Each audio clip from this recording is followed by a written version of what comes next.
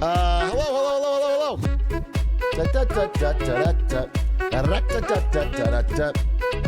Oh, this light is a little bright. This light's a little bright. Nope, a little dark now. Something like that. There we go. Hello. Hello, hello, hello, hello, hello, hello. Did you bring us milk? No, I brought you cigarettes. Better. I brought you cigarettes. I went to the store to get cigarettes and I came back with cigarettes, okay? Wasn't joking. Hello, Lightsworn Shadow, Captain ACL tear. What a weird, big time rush thing with 19, 38 months, I'm sorry. Are you gonna have the Blizzard guy waiting because you keep extending the timer? Yes, exactly.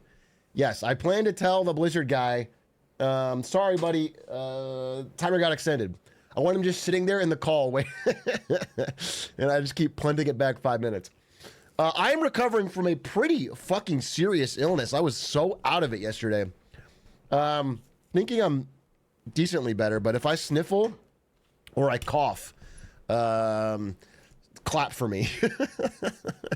Clap for me like I'm Michael Jordan doing the flu game, dude. Clap for me like I'm a fucking hero. What's up, Adish? Hey, Atrioc, you forgot to buy my jewel. Dude, you see this? I just tweeted this. I saw this. I got this promoted tweet. This was promoted to my feed on Twitter. At Philip Morris International, PMI, our mission... Oh, I don't even have a fucking camera. Where's my fucking camera? Was I recording something? Why don't I have chat either? There it is. At Philip Morris International, PMI, our mission is clear. To reduce smoking by replacing cigarettes with better smoke-free alternatives. That's so funny to me.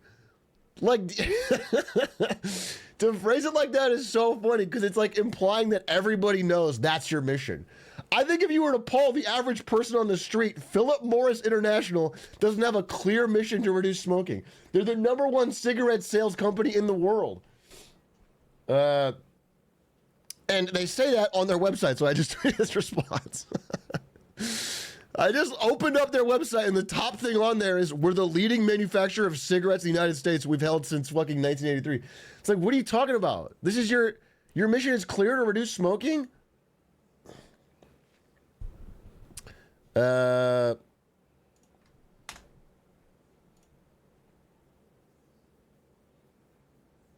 saw ads in Montreal about things like where Zyn & Co is a good alternative. Yeah, they're doing it because the sales are down.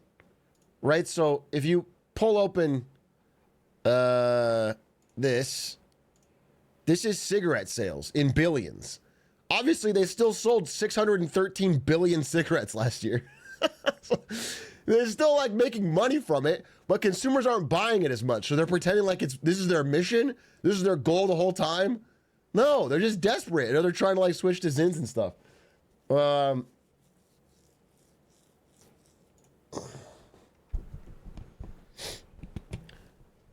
Now check the stock price. Well, maybe it'll be. I don't know what PMI stock is. It's probably doing pretty well. Because they bought Zyn, you know? Yeah, it is doing well.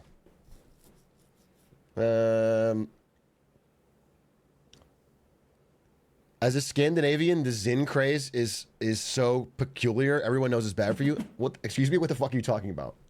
First of all, Zyn is great for you. Second of all, don't judge as a Scandinavian. You guys fucking pop snooze 24/7. It came from Scandinavia.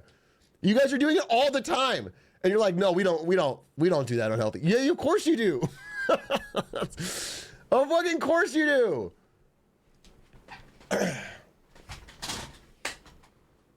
Fucking Linkus does a pack a day, bro.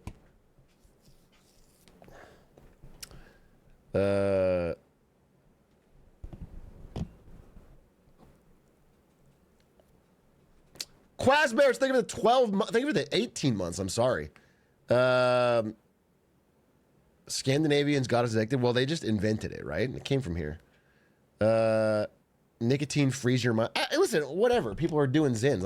I'm just saying it's funny that Philip Morris is claiming that their mission this whole time was to get people off of smoking. It's like, no, bro. That's not your mission. You are the single fucking greatest provider of cigarettes in the entire world. You're just trying to pivot to Zyn because nobody's buying them anymore. And not even nobody. 613 billion people are buying.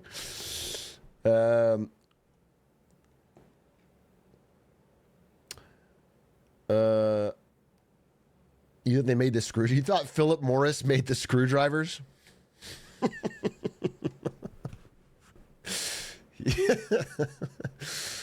That's where the name comes from. The Philip Morris head screwdriver. Do you use Zyns? I do not use Zyns yet, but I'm getting ready to do it. I just need a few more chatters to tell me how great it is, and then I'm 100% in. Sorry. I don't use Zyns because they're too woke. That's the problem I have with Zyns, is they're too woke. Philip Morris and Zyn is too woke of a company, and so I'm waiting for Alps, okay? For me, I need Alps from Tucker Carlson. Then I'll feel safe. Then I'll feel like I'm done the right thing.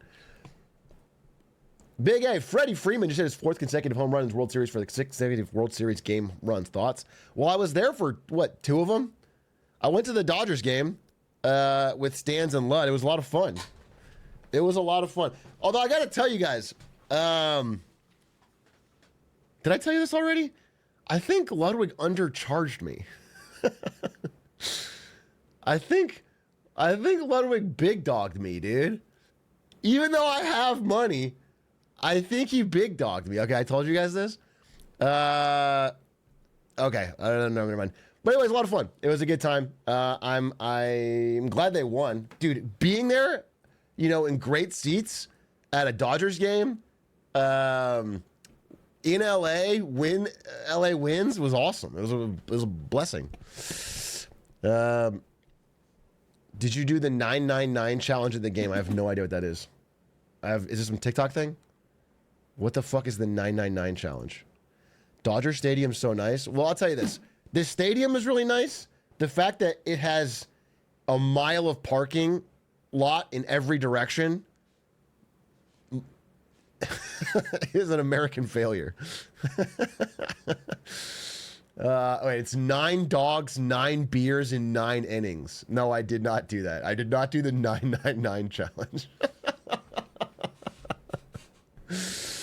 That was too few hot dogs. You understand? No, it was too few hot dogs. I'm not going to only stop at 9. Obviously, I had to have more. It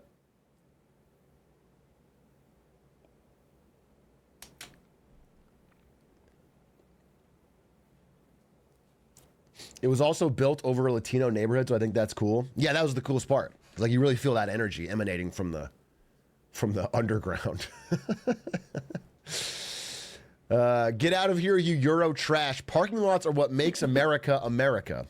So true. When we finished the game and I had to walk a mile and a half to the edge of the parking lot up a hill to get to my car, it was beautiful.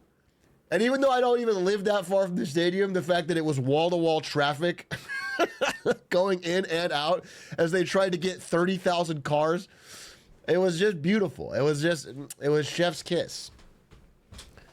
It's what George Washington would have wanted.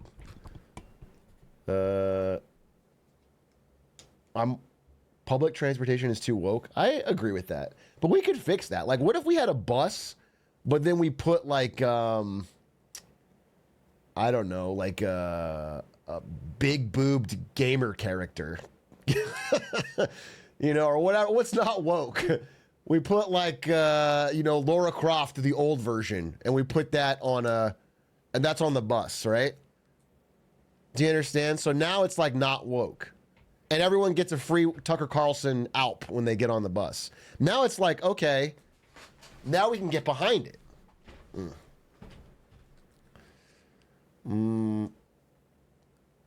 Make it a free speech zone. That's the only way we can get Elon Musk on board. We make trains and subways. He's not going to like that. Gross. But they're free speech zones where you can say slurs. Okay? So it's like you can get on the bus. It's the slur train. The public transport town square. Oh, genius. That's we get. Listen, tough problems require tough solutions. We need to market this. We have to get half the country on board. Already possible on the New York subway? Well, that's the only one that works in America, so. What if instead of self-driving cars, we just had really well-trained horses / camels / dolphins?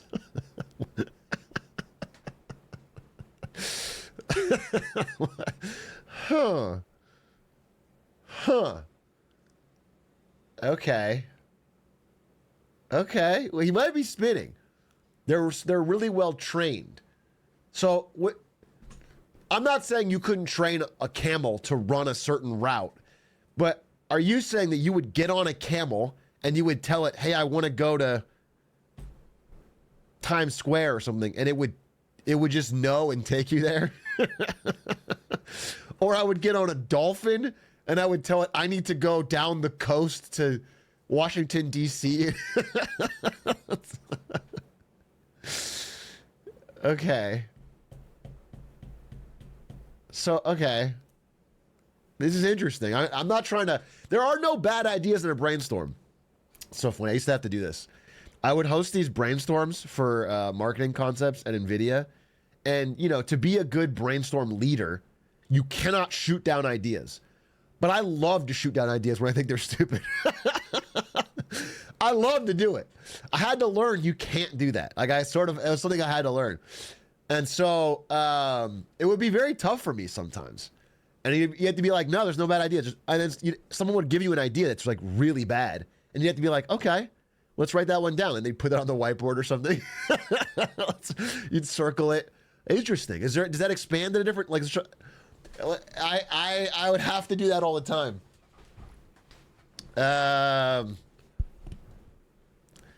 You shoot down every, like, for example, I'm going to shoot down Wallington's idea that anyone fucking cares. Okay? Time out. Oh yeah, bro, no bad ideas. How about this instead of text? We only have piggyback rides from children. Piggyback ride from children. Why would the adults not give piggyback rides? Why would the children give? The children are smaller and they don't. The adults are busy. Children cost less. Well, they cost less, but you know they're also less effective. In these new J's. Well, I'm gonna fucking give someone a piggyback ride and get my shoes scuffed? No. This little fucking kid in his Velcro ass sneakers can piggyback ride. I'm not walking in the mud. It's a good workout for them. Okay. Here's the thing. I'm not against it. I'm not like, I have no problem with child labor, right? That sounds like an effective use of our population pool. I just think they're not very good at carrying people. So here's some big idea. Like let's improve this idea. Take Guy has a good one. Have 8 of them pull a sled. Okay? Oh no. Oh, I forgot I'm still dying. Oh no. Dude, if I do this during the interview, it's gonna be a problem. No, I need some water. Bro, what if I die literally during this interview? What? I'm not gonna get you sick. That's not how. I'm here dying, and your first concern is that you're gonna catch germs through my microphone. No, relax. Relax, relax, relax. Oh, Jesus Christ. Okay. I need to blow my nose.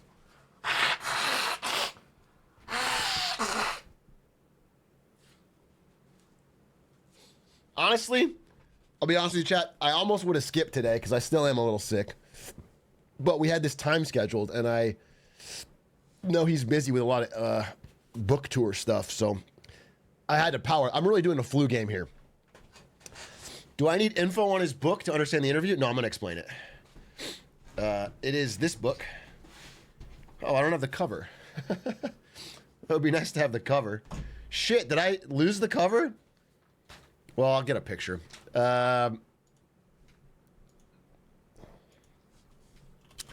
Let's get a picture. Here, perfect. Boom. Oh yeah, he's smoldering in this. Fake book. I'm sorry, what fake book? No, it's not a fake book. Actually, I'm sorry, I need to change my timer here. This is the first time this has ever happened. I'm going to lower the timer. I'm going to lower it, dude. We're gonna start in 5 minutes. I gotta be sure I'm on time for this, guys.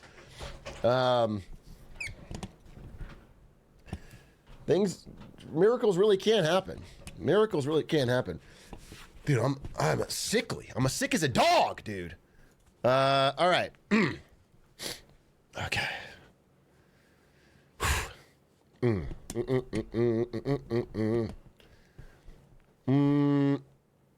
Jason Schreier is morally obligated to write your biography glizzy hands if you die during the interview. You think this should be the first question I ask him? Guys, by the way, I would love, if you have any questions, feel free to pipe them up during the, I think one of the cool things about doing this live and on a stream is we can get Twitch chats questions. Real questions or joke questions? What the fuck do you think? Ask him if he knows what a glizzy is. No, this is bad. This is very bad. I don't want any of these type of questions. I don't. What are his thoughts on the goat faker? Can we pitch him ideas like Shark Tank? No, these are all bad. Ask him who is his Overwatch main. Why? Why would we care? Ask him if he's read the book. So stupid. I'm not gonna ask the author if he's read his own book. That's not a good question.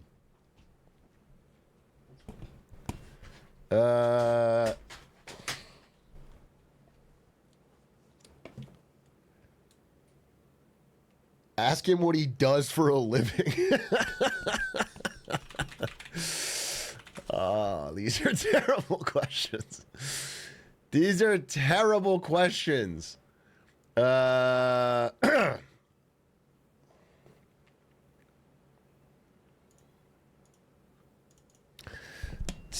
him if he's afraid of Blizzard snipers. Blizzard can't afford to employ snipers. Blizzard's fucked. Ask him SAT questions. Oh, what if I open by saying, I just need to test your intelligence real quick to make sure you're qualified to talk to my chat. And then I ask him 30 minutes of SAT questions. Just to like make sure he's like, you know, at the high enough level.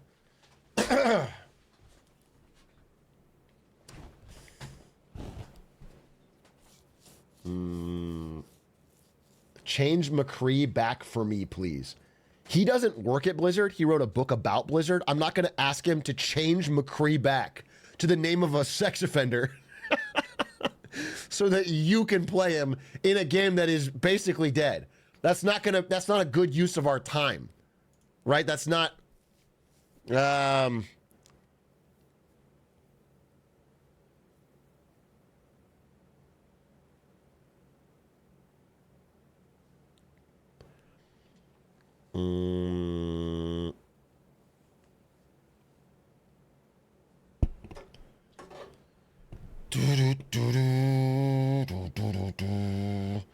Did you see they're bringing back 6v6 to Overwatch? Yeah, I did. Overwatch 1! It's dying, but don't worry, we've got a new one. It's going to have PvE, and we're going to reduce the numbers to 5v5, so it's easier to watch for the Overwatch League. All right, well, we canceled the Overwatch League, and we canceled the PvE, but at least it's 5v5. We're switching it back to 6v6. Okay. So why exactly do we buy it again? Why exactly do we buy the brand new fucking... Overwatch 2 might be the most horrendously... Is marketed the right word? It's like the most bait and switch sequel of all time. Of all time.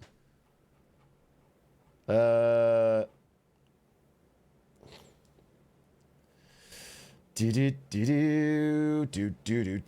All right, it's 5:31. All right, I'm gonna call. Guys, without further ado, I'm going to bring in Jason Schreier. Ready? Okay. All right, let me pull this up. All right.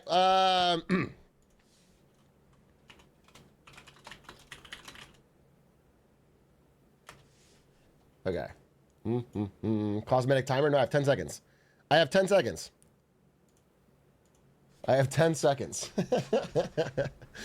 Okay. Wait, I wonder if he has a camera. I probably should have fucking figured that out.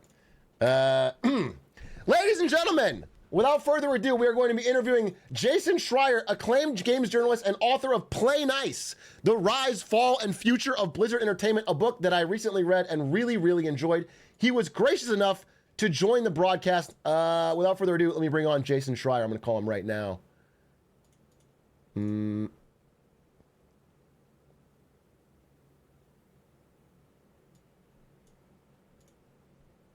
I'm so worried this is going to have tech issues. Jason! What's up? Hey, man. This is perfect. Let me pull you up on screen here. Appreciate that. I don't see you. I just see your OBS logo. Yes, you're not going to be able to see me while I'm live. I'm sorry about that, but okay. Hopefully it'll work. There, I've got you. All awesome. Good. Thank you. Thank you for doing this. You're doing a lot of book tour stuff and are probably extremely busy, so I appreciate you coming on to a live stream. It's funny. It's actually like mostly over, so this is good timing because I'm less fried. I was so fried a couple weeks ago, and now I'm feeling a little bit more like normal. I did like 30 podcasts, man. It was crazy. So that's my first concern when I was thinking of questions to ask you. I'm like, everything I'm going to ask this guy, he's been asked 400 different times by different. So I'll try to branch out a bit and hopefully get you. But I want to tell you, I read your book. I really, really enjoyed it. If you guys don't know, chat, it's called Play Nice, The Rise and Fall of Blizzard Entertainment. And for me, just to give you a bit on my background, I worked at Twitch into NVIDIA around a lot of these years when you're covering in the book, and it's so funny seeing, we talked about this stuff all the time. From inside the industry, you're just talking about the what felt like a slow-moving train wreck of Blizzard, things like the Overwatch League, things like all this stuff going wrong. And I had no idea the chaos that was going on internally. So your book was really fascinating to me. I mean, it was just really interesting to see. It was as bad as it looked from the outside. Man. Yeah, that's really interesting. Yeah, I mean, some of this stuff, what was cool about the book is, I mean, it's 33 years of history on Blizzard, so it's not all bad. I should make that clear. But like, what was cool for me, what was really interesting for me was getting, so for the book, to kind of zoom out for a second. So what I did for the book was I interviewed about 350 people. Like 300 something of them were actually Blizzard employees. And one of the things I really wanted to do was just bring some inside info and some new information and new perspectives on some of the things that a bunch of us might have already seen happen. So events like the Diablo Immortal announcement and Blitzchung and that whole controversy and like Warcraft 3 Reforged being a debacle. And so one of the things I did with the book was like bring in all these voices and all these Blizzard people to talk about what happened from their perspective and bring some new inside information on that. So hopefully even people who like followed it from the outside will get some new info out of that. I want to push back a little bit. So you said that it's not all bad. And I agree. There's plenty of interesting, good parts of this book. But I will say for me, what was so interesting is you go through all these different eras of Blizzard from the early days to now with Microsoft acquisition. And in my mind, I had this image of Blizzard as like everything was perfect. It was this, group of people that super loved gaming, super passionate. They make these great games from my childhood, Warcraft, StarCraft, eventually World of Warcraft. And it's all hits and everything's smooth up until about, recently. Then they have some high profile failure games. They have the lawsuits and things go wrong. And but as I read this book, what struck me right off the bat was like how chaotic it was from the very early days. Like you reveal in this book, I didn't know this. They were owned by an educational software company. They changed hands a bunch of times. You know what struck me? Sorry to go off topic, but the people that worked on all those early games, so many of them got screwed on their pay. Like they would work insane hours to put out StarCraft or Warcraft, and then the game would release, sell millions of copies, and they wouldn't get paid. I'm interested. What was your POV going in? Was it similar to mine? Was this a surprise to you, or how did this appear on your end? You know, I'm surprised, Brandon. I'm surprised it was a surprise to you, given your history in the games industry. Like, given that you know how chaotic it all is. On maybe. Yeah, I mean, so it never surprises me to hear that like a video game company like is secretly turbulent and like full of chaos behind the scenes. So that part didn't surprise me, but like the extent of the details, some of the stories surprised me. Some of the like the actual nitty gritty of it all surprised me. Like it surprised me learning that like the Martian author Andy Weir was at Blizzard and he was fired from it. It surprised me that they were all banned from a hotel for like flooding one of the hallways because they were too drunk at the time. So some of the chaos of it all. I want to tell the chat about that story. I just saw it. Please. Yeah, the guy that wrote the Martian. The Martian. Andy Weir. He is in this book as a Blizzard employee who was just like totally harassed for not doing crunch. Well, that's the basic idea. Like he was working on. I don't remember the game specifically, but he was a tester, I believe, and. He was I'll get into it. So he worked on the launcher for the game. Okay. And yeah, he wanted to go away for a weekend. He got a bunch of shit even just for leaving for the weekend. But he also got a bunch of shit because he wasn't like great at it. And the problem with what he was doing specifically was that like because he was working on the launcher, if he screwed something up, it screwed up the whole game and like nobody could work on it. But here's the thing, the kind of the crux of this all is that like Blizzard in 1995 when Andy Weir was there, it was kind of like it was this atmosphere where nobody really knew what they were doing. Like they were all just out of college, they were all in their mid-20s, nobody knew how to be a manager. And Right. So Andy Weir was one of the people, and I'm sure there were several of these people who like kind of churned out because he never got an opportunity to learn from, like there was nobody to learn from. There was no mentorship the way that you might get at most companies. Where like, I mean, most of us, I don't know, I've had jobs before where like it took me months, if not like a year before I had any idea what I was doing, but I learned from people who I was working for, like other people with more experience. And so there wasn't really that at Blizzard, which is kind of interesting to think about. And so like to your point earlier, like when this company was making Warcraft and Diablo and StarCraft and all those billion-dollar franchises, it was a bunch of people who literally had no idea what they were doing.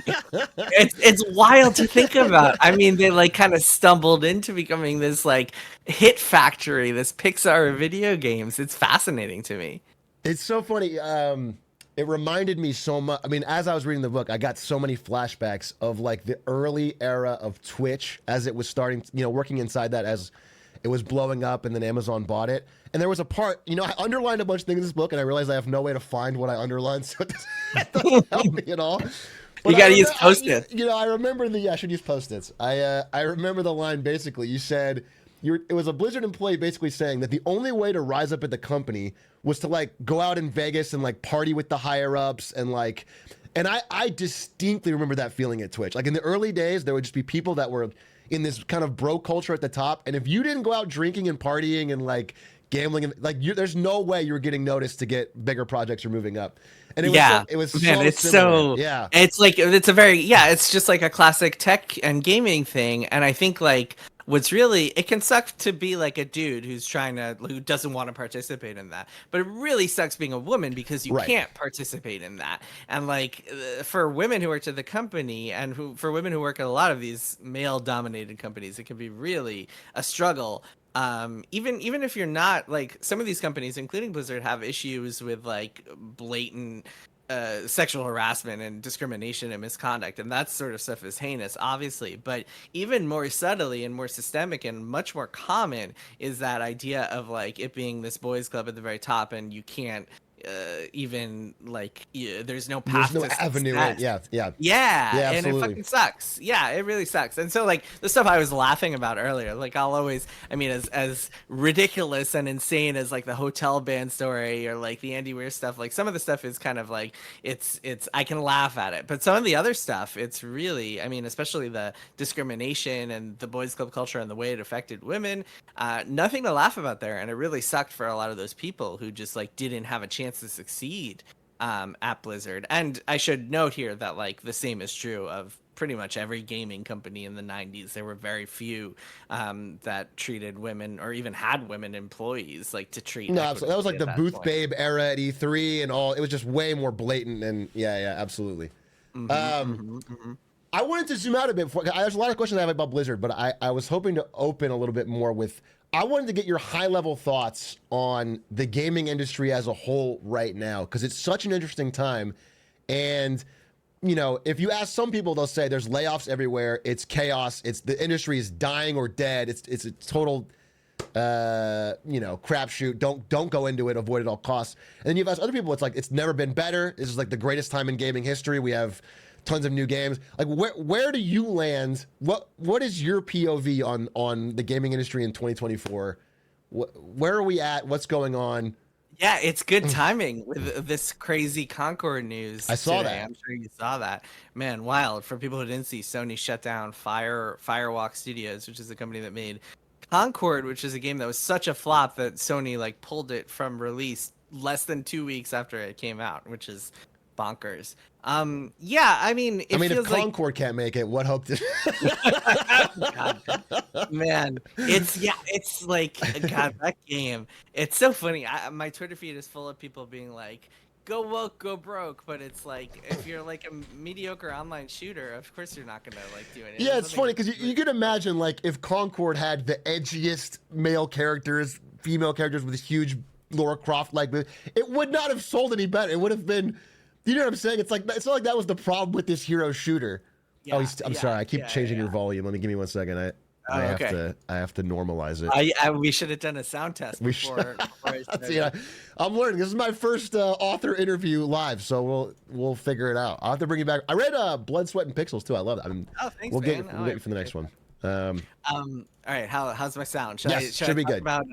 Should I talk about what I had for breakfast this morning? No, I think we're good. I'm sorry, I cut you off.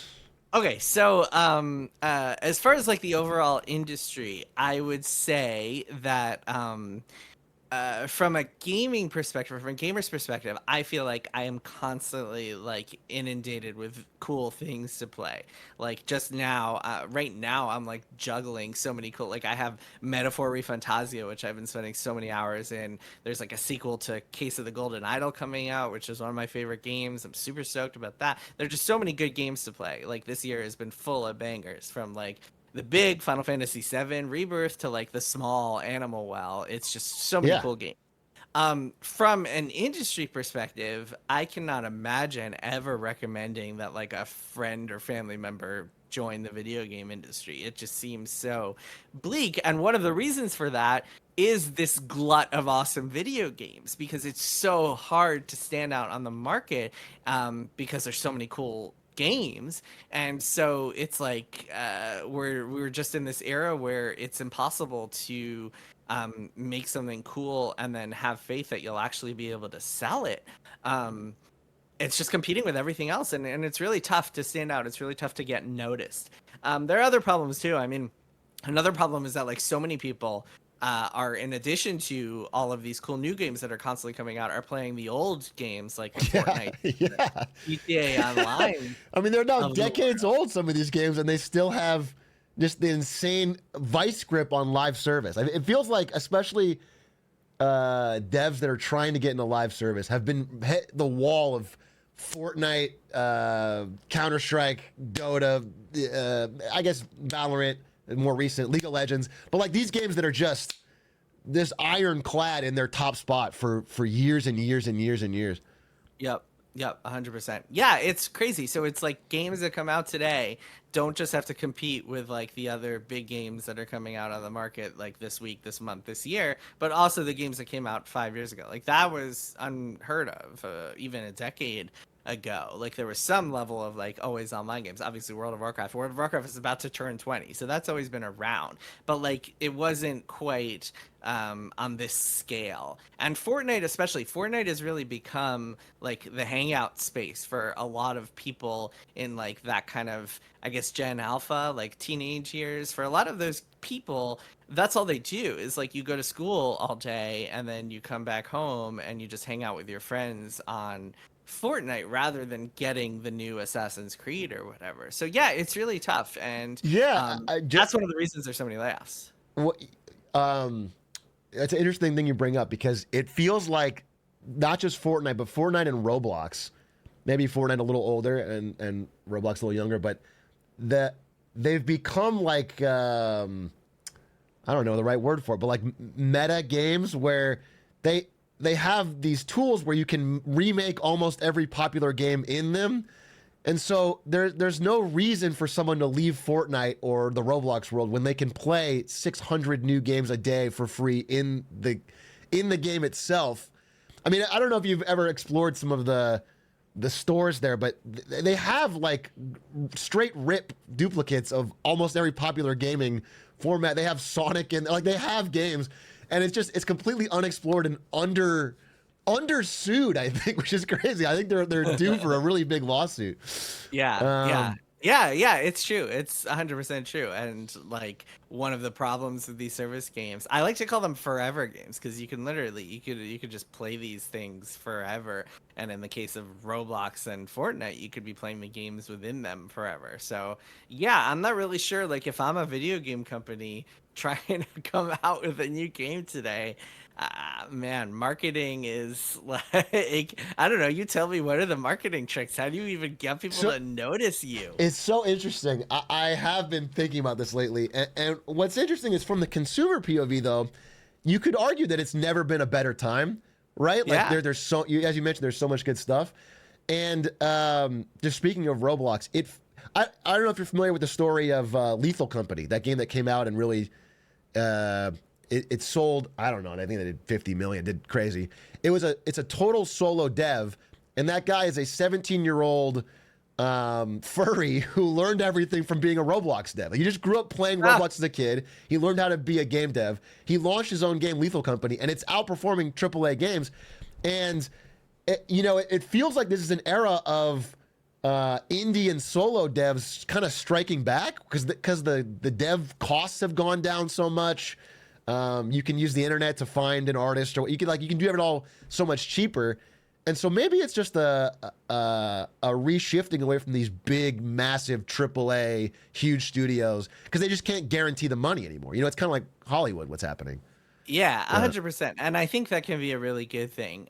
You look at a game like Balatro or Animal Well. Balatro and oh Animal yeah, Well are like two of my favorite games this year. And one of the reasons, it's funny you mentioned this. I actually have a story coming up on Bloomberg, where I work tomorrow morning about like this shift, this huge scale shift of like veteran game developers who are moving to smaller teams because they're so sick of the bloat of these like 400, 500 people teams.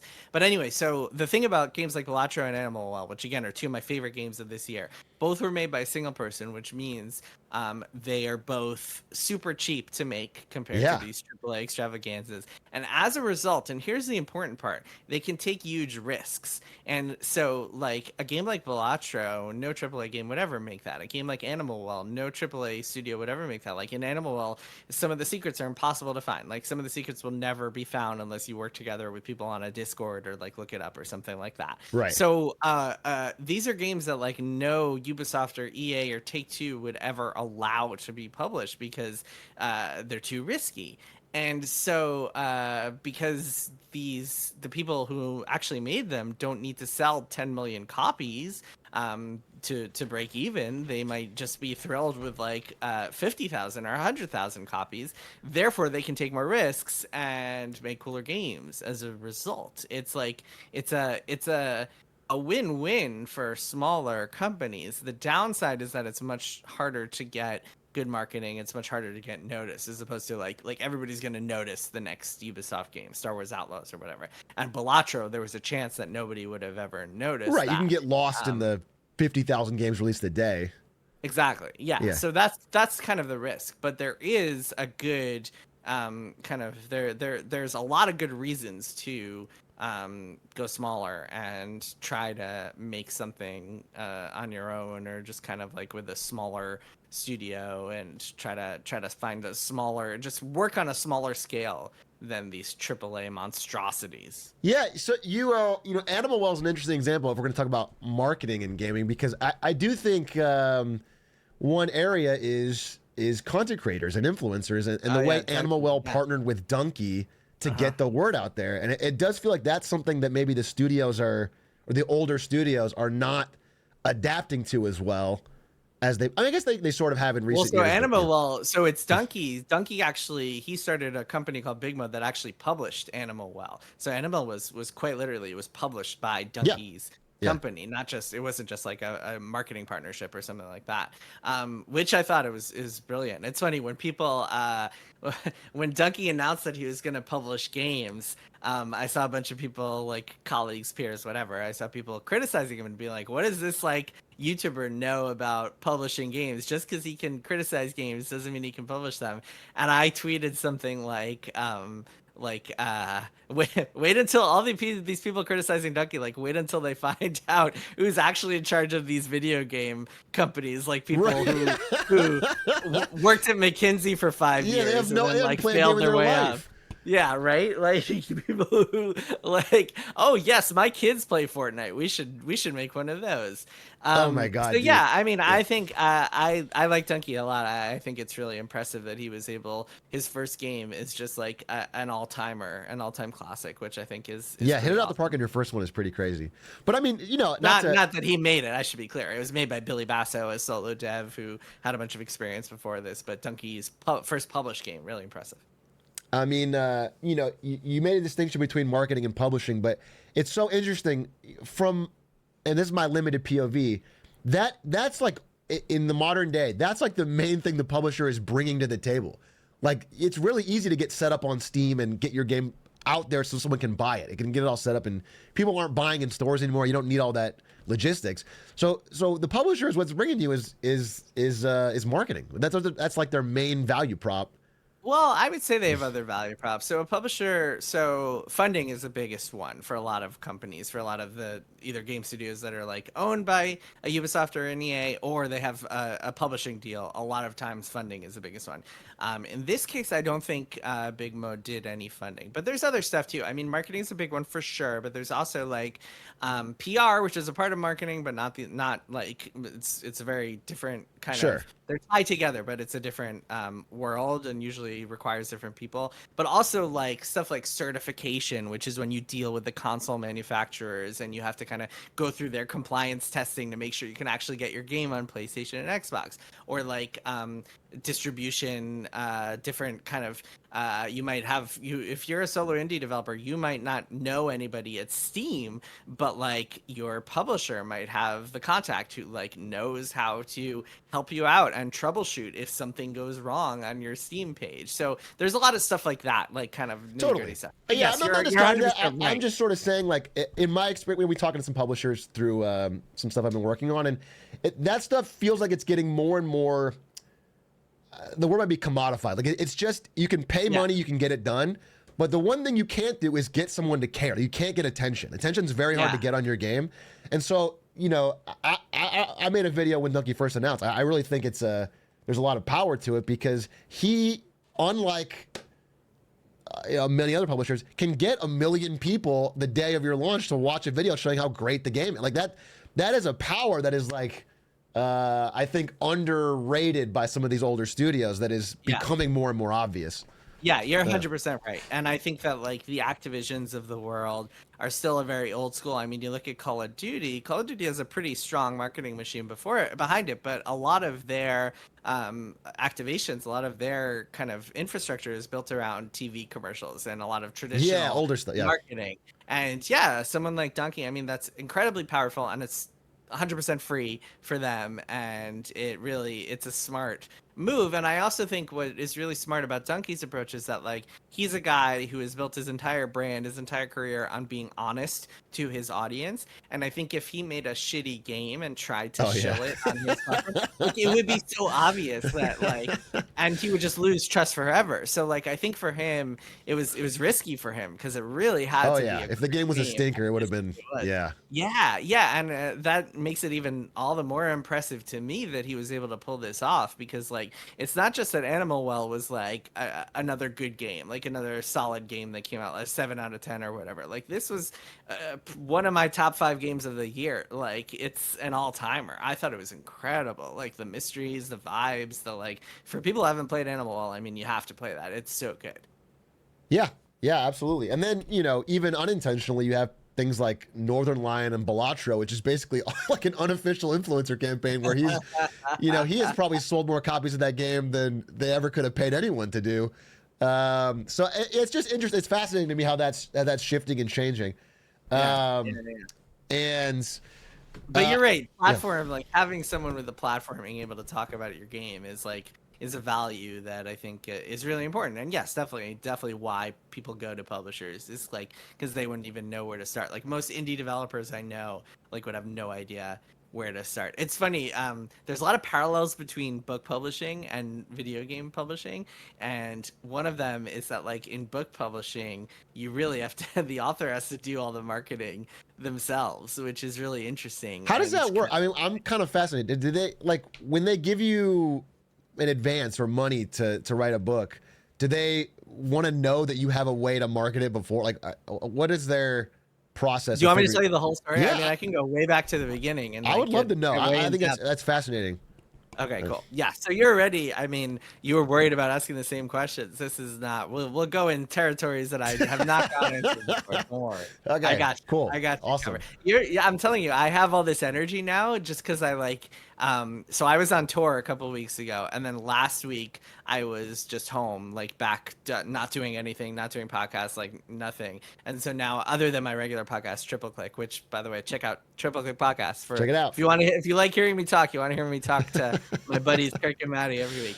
Anyway, so book publishing. So the way it works is so nonfiction and fiction are very different worlds. So I can only speak to nonfiction because, like in fiction, reaching people is very different than it would be in nonfiction. You have to go you have to hope that you luck out in terms of like literary reviews and book clubs and who knows what else. I don't really know anything about it. Isn't my understanding is like even that's changing so much to where it's all like Wattpad fan fiction stuff and book talk on TikTok, where like book talk is the big a one. single book talk thing going viral can change your whole trajectory of your like it's so funny how all these older systems are running into the fact that I don't know. The modern internet is changing how everything gets picked up, and 100%. Yeah. And like media too, like the journalism industry has been running into this buzzsaw of like Google AI and stuff.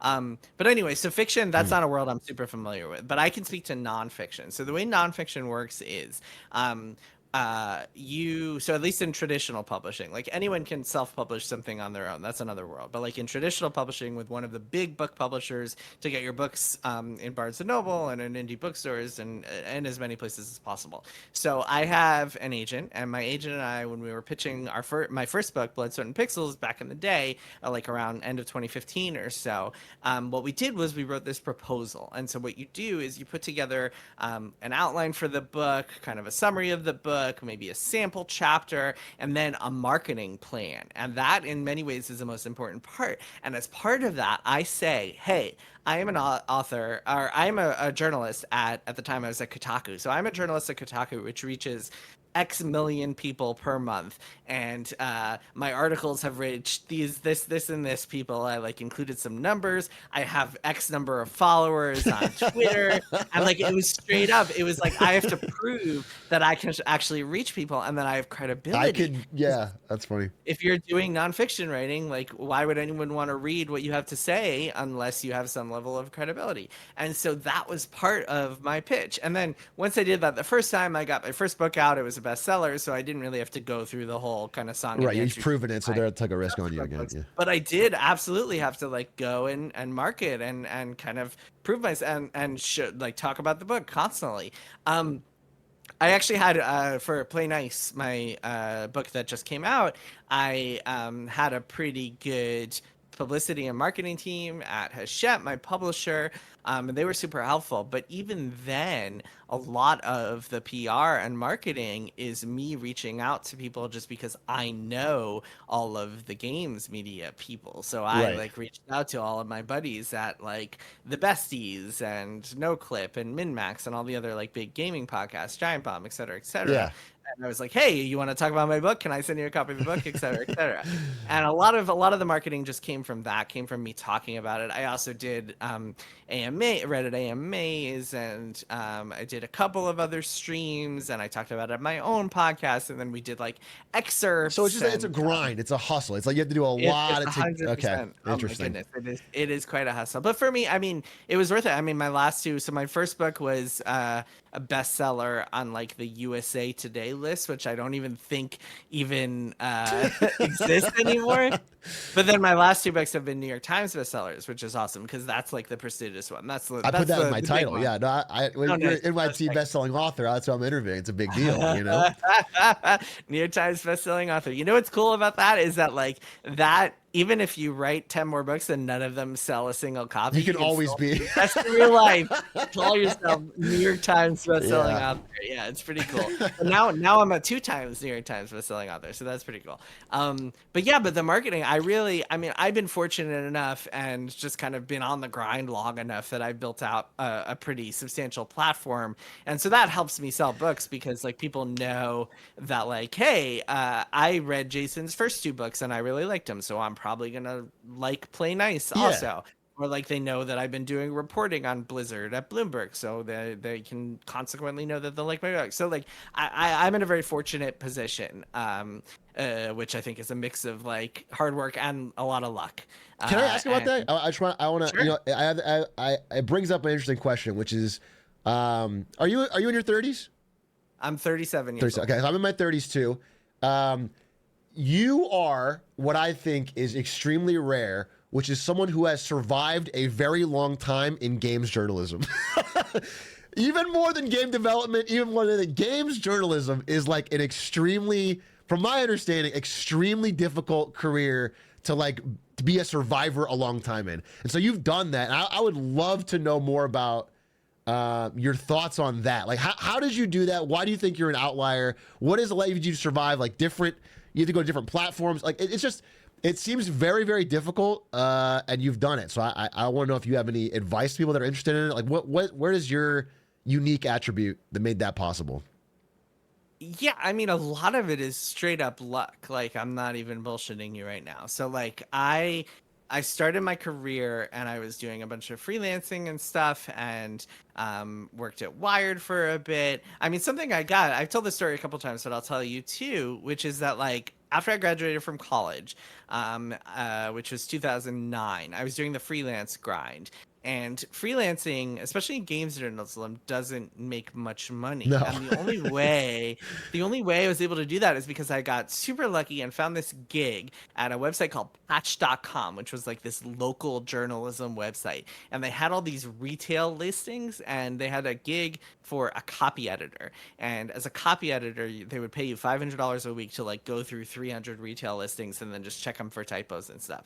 And because I was a very fast, and still am a very fast reader, I could do this in about 5 hours. So what I did was every single Sunday while watching football, I would spend 5 hours just doing this copy editing stuff and get paid $500 a week for that. That's And awesome. that was like my baseline. That was how I paid my rent and That's like awesome. grocery bills while trying to freelance in the games industry. And I swear to God, if I had not gotten that gig, like lucked out into getting that gig, which was like it was like part of my freelance work for like a solid 2 years, I would probably not be in this career. I would have had to get an office job or something, because freelancing alone, I would not have been able to pay the bills. So like when I talk about luck, like I got so lucky even just finding that. And then I think success is like a mixture of like being really lucky and then also seizing opportunities when the luck comes. So like I Right. hustled a lot and like wound up getting this job at Wired because I really hustled and like stood out from all these applicants, and that was kind of my foot in the door. And then I wound up getting really lucky because I took this job at Kotaku working for a guy named Steven Totillo, who's still a close friend and mentor of mine. And he was like an incredible boss and person to learn from. And I spent 8 years working for him without ever. Two things happened to me at Kotaku, or two things never happened to me at Kotaku. One was I never got laid off, or like had to worry about like Which is rare in over 8 years my in games salary, which journalism. is Yeah, rare. yeah. Yeah, 100%. And then two, this is the most important one, is that like I was never, ever, ever, ever, still never in my entire career have I ever been told I could not do a story for business reasons or had to kill a story for business reasons, like because a game company was pressuring us or like lawyers were going after us or anything like that. And that is also incredibly lucky that I was able to be at like these independent media outlets such as Kotaku, which was part of Gawker Media, and now at Bloomberg, where like I really can do reporting on game companies without having to worry about Right. like them threatening my bosses and like costing us money or something like that. And I'm not sure that would be the case at every single possible job that I could have had. So yeah, I mean, not being laid off is a big part of it. I've never been laid off. I've been extremely lucky That in is, that regard. yeah. And then the other thing is, I mean, I think I wisely left Kotaku at the right time in terms of like recognizing. I mean, a lot of people did. It was no secret. So I decided to leave Kotaku in the fall of 2019 when Jim Spanfeller, the current CEO of the company behind it, essentially killed Deadspin, our sister site. I don't know if you know the story I about don't. like what happened, but people can Google it. I mean, just Google like Geo Media, Deadspin, whatever. But basically, we got taken over by private equity, and it was awful. We love And private equity on our stream. We were yeah, no, I recognized, God, I recognized that that it was no longer like a tenable place to work, and Right. so I decided to leave, and I think I made a wise choice coming to Bloomberg, where again, I mean, they treat me super well. They like Bloomberg is a really good place to be a journalist. They treat journalists really well. We don't have to jump through a lot of hoops or go through a lot of BS. I am like treated. I am able to live a comfortable life and raise a family. And I am incredibly lucky and fortunate. Like to They be also in that seem position. to be really supportive or open of you building your own solo endeavors, of you writing these books and you know, building your own media profile outside of that, which is cool. And I think you know, you're not just part of the Bloomberg faceless staff. You are like, people know your Yeah. name as a games journalist. Like that's cool. Yeah, that's a win-win for them, I think. It's like they like it when they can brag that their writers are like New York Times bestselling authors. Right. Like I think it works out. It's like a nice relationship. But yeah, again, like super lucky. Like they gave me 3 months of book leave to work on this book. That's Like sick. again, it was just an Although incredible 3 weeks to write a book. Yeah, no, 3 months. 3 months. Okay. 3 months. 3 months. 3 months. Okay. 3 months of book leave, You wrote which this book in again, 3 months? well, no, I did. So there are two processes. There's the reporting process and then there's the writing process. Sure. And the reporting process I did over the course of 3 years. Okay. Okay.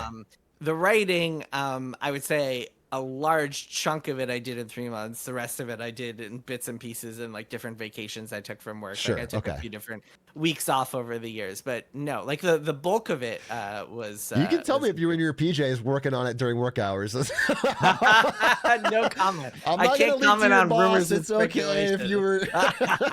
I did some streaming stuff while I was at Nvidia, and I did some side work. You know, you do your side hustle till it takes off. No, that's listen. Okay, I'll get back to the book real quick. Again, this is Play Nice, Rise and Fall of Blizzard. I I wanted to ask you. This is a question that I had in myself, and I was trying to answer it through your book, and I wanted to know what your take on it is, which is when, if you had to pick the year it peaked and started to fall. When did it start? When did Blizzard really the decline begin? Because obviously it's chaos through the whole thing, and you know, my answer from my own experience and also from reading your book would have been Heroes of the Storm, which is like this first big public failure, which I think is the first time I ever saw as like an outside gamer that I saw this game is not good enough. It's not Blizzard level. It felt off. Heroes of the Storm was like the first time I saw it fall. But I wanted to know what your take was, knowing more and knowing what employees say, and when do you think it really felt like, oh, we're not perfect anymore? We're not. When did it start to slip?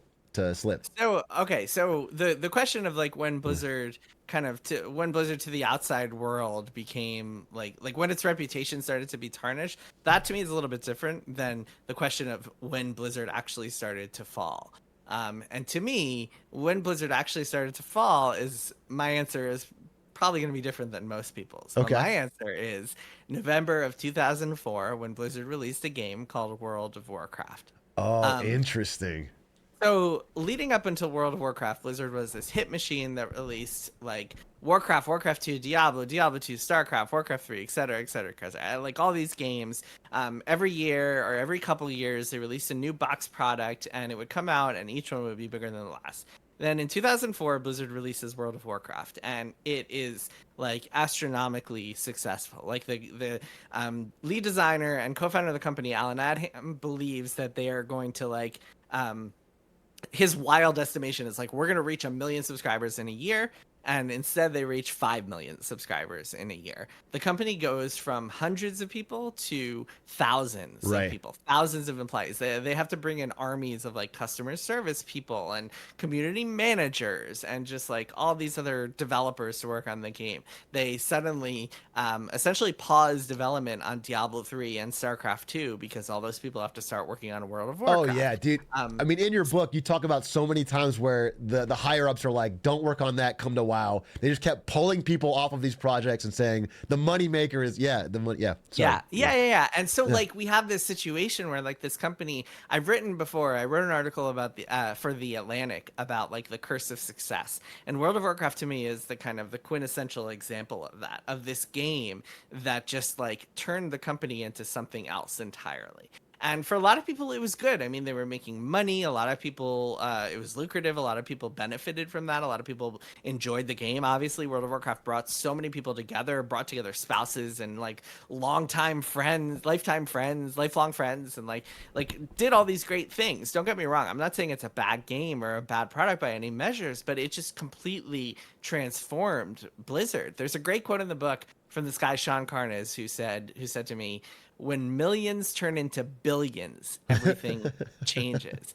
Because suddenly, like, it's, oh my God, like, this thing is bringing in hundreds of millions of dollars in revenue. Like, why are we bothering with anything else? And they Yeah. were able to get out a couple of other incubation projects. And obviously, they did come out with StarCraft 2 and Diablo 3 and Hearthstone and other hits over the years after WoW.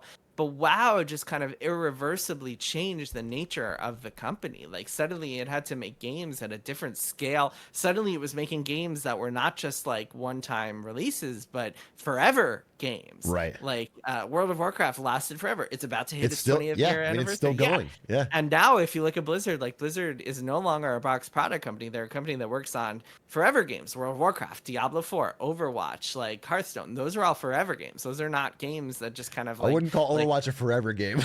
you know what I mean, though. You know what I mean. It's a No, game I that know just like exactly what you mean. you keep Yeah. churning out stuff for it. So like it's live service game. So it's like Yeah.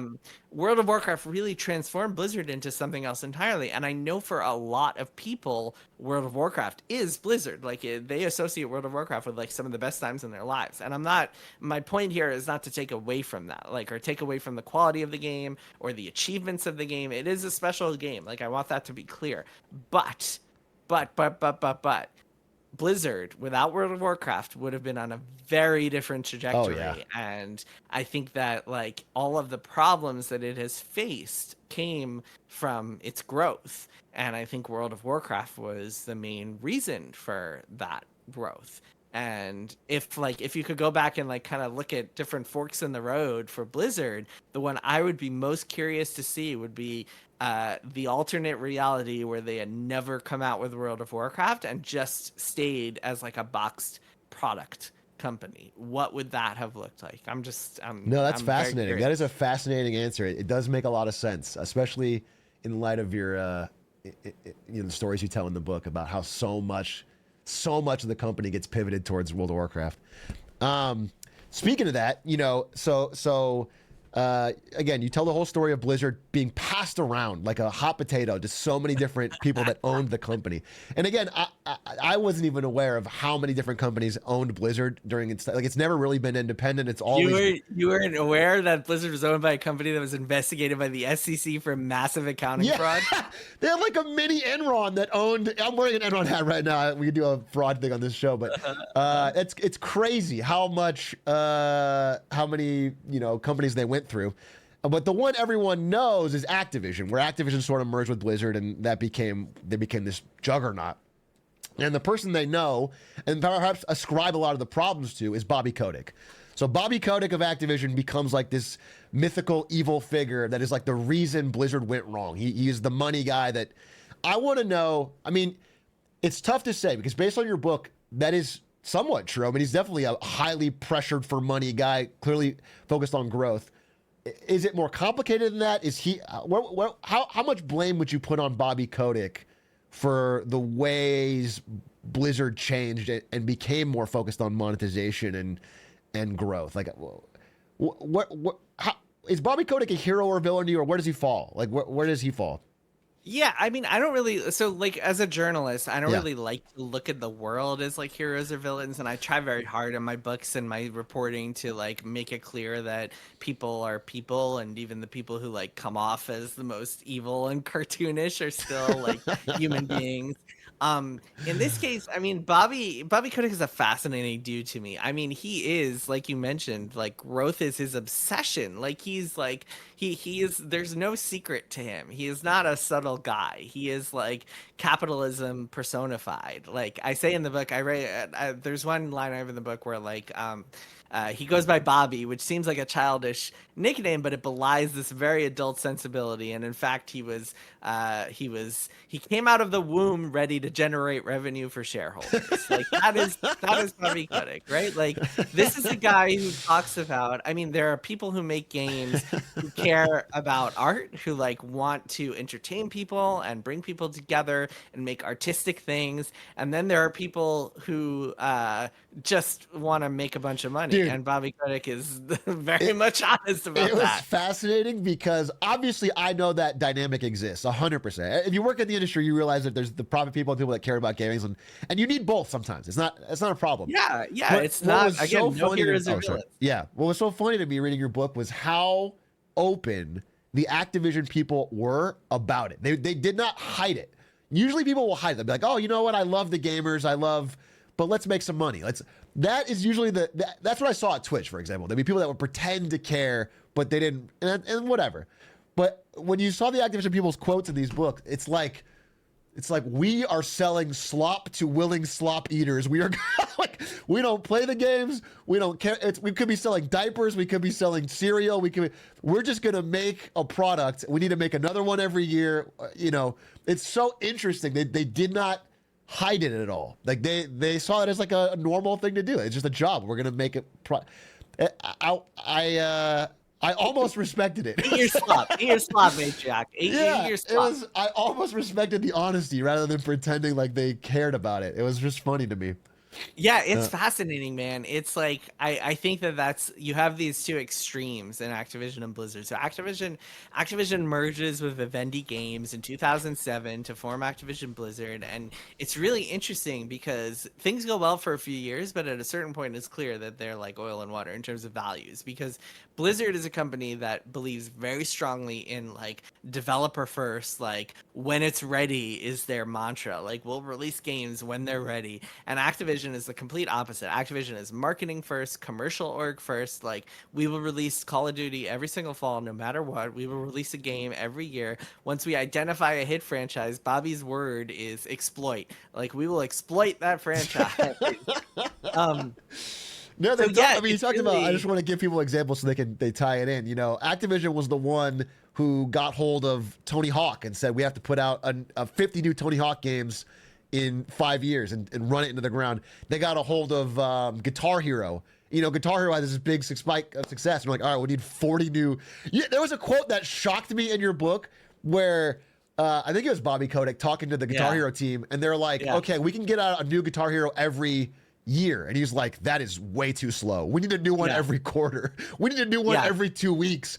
And he wasn't joking. That's crazy.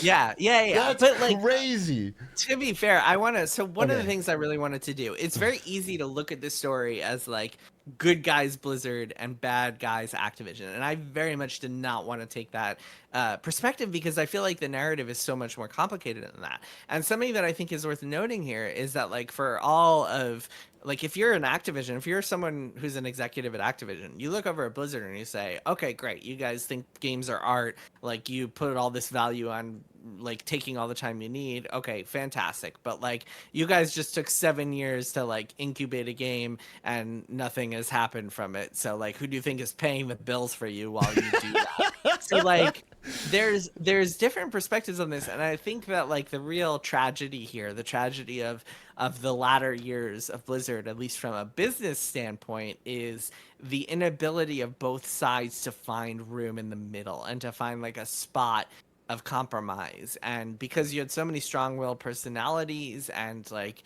especially so what happened was Bobby essentially strong-armed Blizzard into hiring this chief financial officer, this guy named Armin Zerza, who came from the world. You mentioned like diapers and I'm sorry, earlier. Your audio cut off. Wait, I'm sorry. Can I?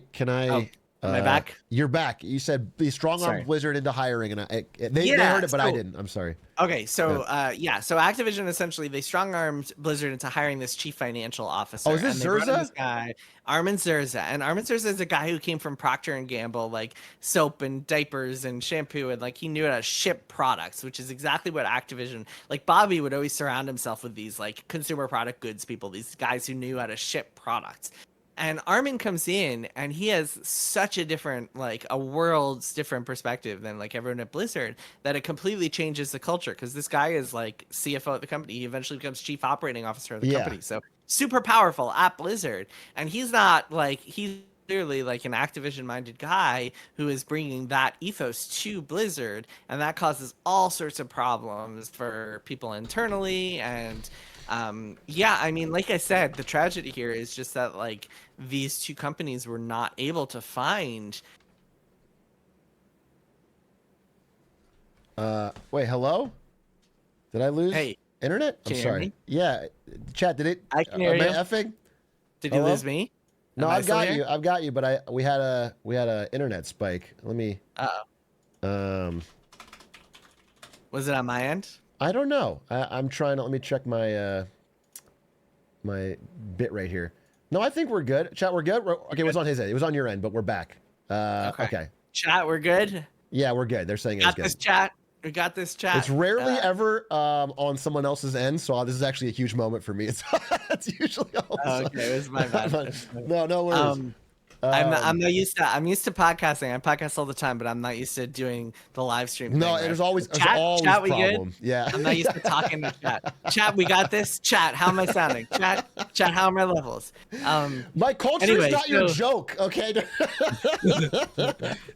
sorry about that. So yeah, so like the tragedy here, I feel like, is just that like they were not able to find this middle ground and this room for compromise, because like and if you no, it's his fault. Am I lost again? We keep getting internet like it's struggling on your side, I think. It could be me, because is my stuff working out here? We can go no cam if it works, but here, you know what we should do? I think Discord starts throttling when calls get long. Can I just call you back, like closing the opening? Okay. Let's just do that again. Chad, thanks for bearing with me. I think this call has been fascinating so far. I'm just personally learning a lot. This is awesome. Let's see if we can get this fixed. Especially if any of you want to work in the industry, it's like this book, by the way, is incredible. It really covers all the different stages of what a gaming company you might work at, from the small indie startup to it's really. Oh, are we back? Is there any chance? Oh, can no. You hear me? Yes, I can't hear you now. Am I back? But actually, no. It's really laggy. It's laggy. Is it me? Maybe you're being silenced. I mean, I can hear you fine, so I don't know why I would be laggy. We could try no video. It's just better for the YouTube if I can get the video. Turn it off. Oh, I turn off my camera. Maybe that helps speeds things up. All right, looks good now. I think we're. It looks good. I think we're back. Sorry about that. We'll try to power through. Okay. Anyway, I asked the chat. They're loving the interview so far. It's hey chat. How's the video quality? How's the internet, chat? Yeah, just let me know if I cut off again. Yeah, but okay. anyway, so just to finish my thought. So like, if you ask Blizzard people, they'll all be like, "Oh, it's Bobby Kotick's fault. We can never find a compromise." And if you ask the Activision people, they'll be like, "Oh, it's Mike Morhaim's fault. Like they just wouldn't. They refused to listen to us. They refused to make any compromises." So it's like these two extremely strong-willed, like stubborn factions that I feel like really just could not find a way to work together. And of course, just when it seemed like Activision was winning or going to win, the California lawsuit hit and shit hit the fan, and soon enough Microsoft was in charge instead. So nobody really won at the end of that whole business battle. You say there's no heroes and villains, and I think that's a good thing for a journalist to say, and I think that it shows you have both sides in your book. However, reading this, it is so hard not to think of the guy you mentioned, Armin Zerza, as a villain. This guy comes in as CFO. He's like backstabbing people in meetings. He's like trying to work his way up the corporate ladder. He doesn't give one iota of care about Blizzard's games or products. He's the Blizzard CFO. He's like, it's just so funny. That felt very emblematic of like a later stage corporate culture when there's people who are playing the whole system for their own personal benefit. That's like a real. He has no personal stake in seeing Blizzard succeed, really, outside of just his own personal growth. I'm not trying to. I mean, if you talk to people at P&G, if you talk to people in private equity, they all think they're the heroes of their stories. Like none of them feel like they're. You have this part where he gets up on stage talking to Blizzard employees, and he's describing, how he loves to collect Ferraris and like go on private ski trips, and like people in the crowd, they can't afford a house in Irvine or whatever, and they're just like, who is this guy? He doesn't mention gaming at all in his. It was just a funny juxtaposition of, it reminded me of like Amazon executives coming into later years of Twitch, and trying to talk about, oh, yeah, we got an F again. Man, I'm frustrated here because this is. Yeah, that was me. That was my internet. Just No, we're cutting in and out. All right. Well, Screwing up for a sec. I think it should be back now. Am I back? Am I back? Back you're to normal? you're back, but it's okay. We're Hold on. fine. Let's do another. Just call me back on Okay, Discord. I'll call you back. Okay, back. Sorry about this, chat. Sorry about this. We'll get a nice edited version for YouTube, but sad to have this out. I'm really loving this conversation, so I'm hoping we can get it fixed. I don't want to have to cut it off before we can. I have more questions, you know.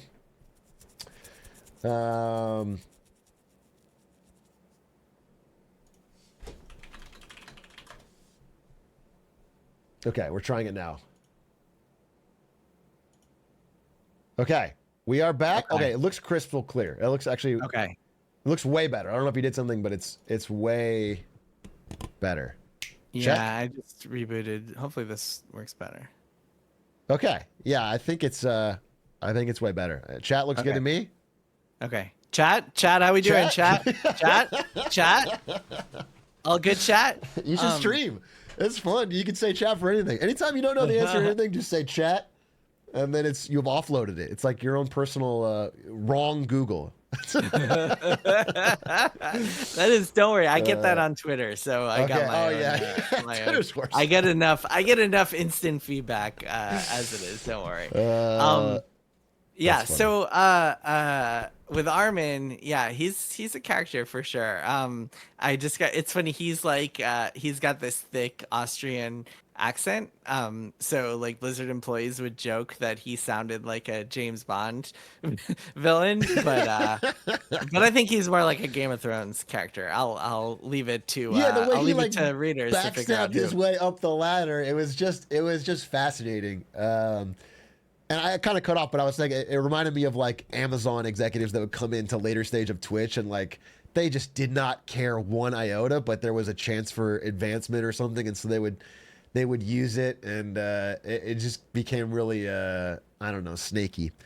But you need to write the book on Twitch. That's what I want. Dude, you should. There was one part that I think not in me, your book. You need to. Oh, I know.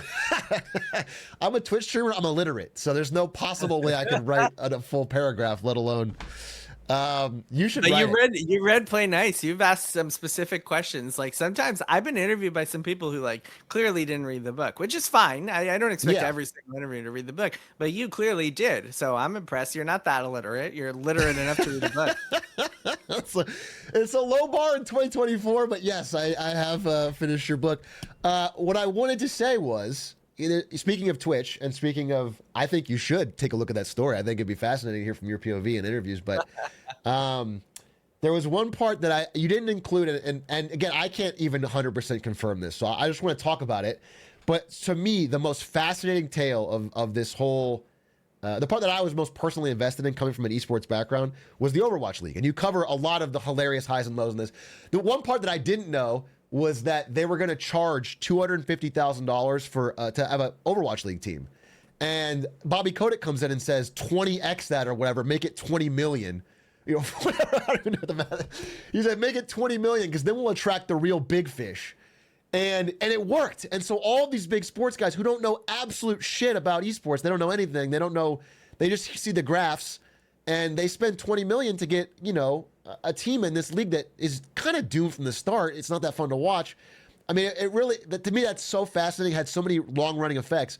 But one thing you didn't mention, you have kind of one line about it, which is that in the first season, they got this Twitch deal for the rights, for the streaming rights. And everyone involved is like, oh, it's kind of happy. We got $100 million deal. It's going to get bigger from here. Yep.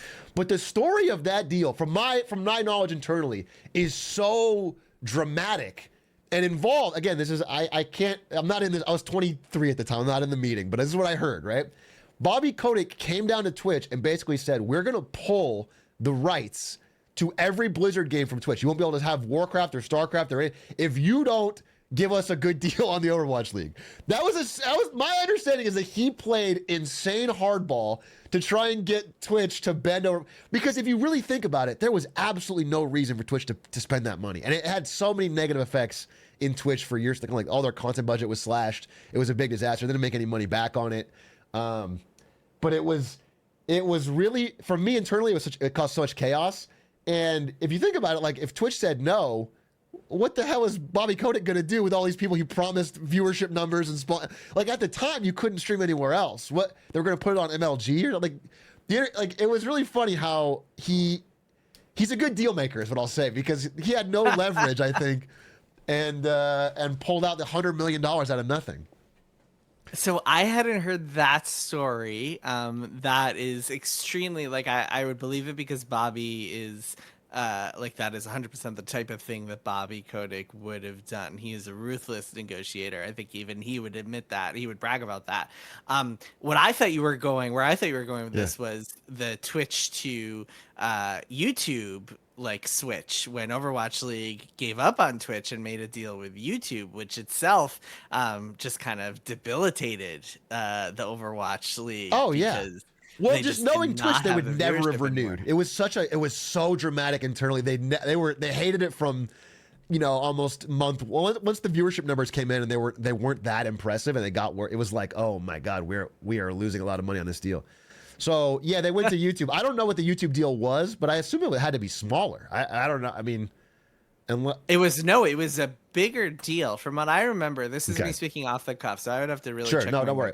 Everything's off the cuff on a live stream and nobody fact checks. Yeah, right. Well, that's the problem with these things. That's why I don't. It's ruining journalism. I know. I understand. Yeah, I'm part of the problem. But from what I remember, the YouTube deal was bigger, and that's why Blizzard moved to YouTube as opposed to the Twitch deal, and for the guaranteed money, knowing that it would be a huge hit in actual viewership. That's interesting. But I don't know. I mean, I could be wrong on that. I thought it was more of a desperation. They needed a streaming rights deal to satisfy, the team, all the stakeholders, and so they said, okay, well, Twitch is not going to give us one for any amount, and so they go into YouTube to keep it going. And I don't know whether it was bigger or smaller. I think there was some other part of the YouTube deal too. Like there was some other arrangement with Google that was part of it. I'm trying to remember what it was.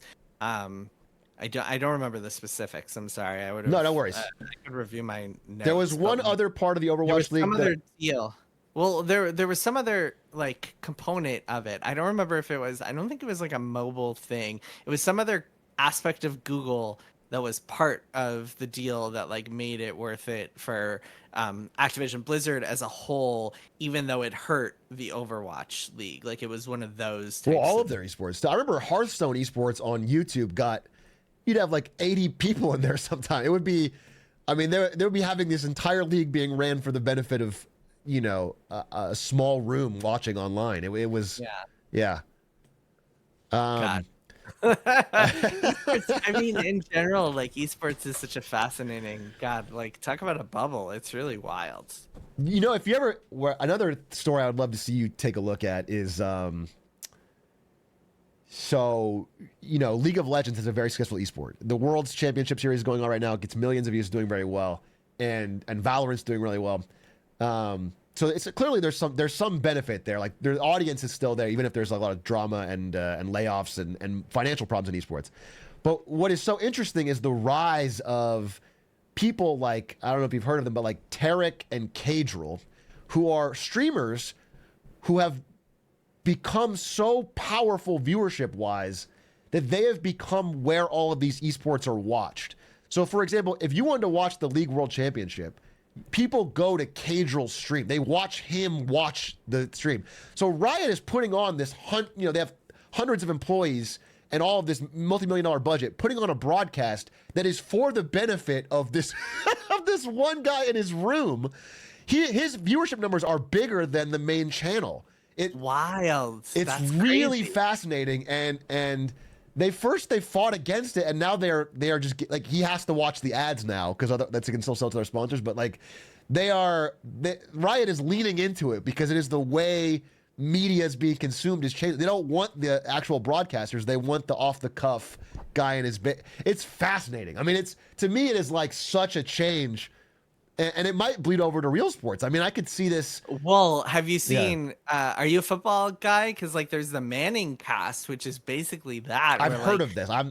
So yeah. Yeah. So game. like, on Monday Night Football, there's like the normal like ESPN kind of traditional view, and then a lot of people watch this kind of like this alternate broadcast where it's Peyton and Eli Manning, the two former quarterbacks, who are just like chatting and making jokes and like bringing on silly guests for Yeah. like amateur hour conversations while the game is going on, and they'll like sometimes talk about the game, but it's mostly them just talking to each other.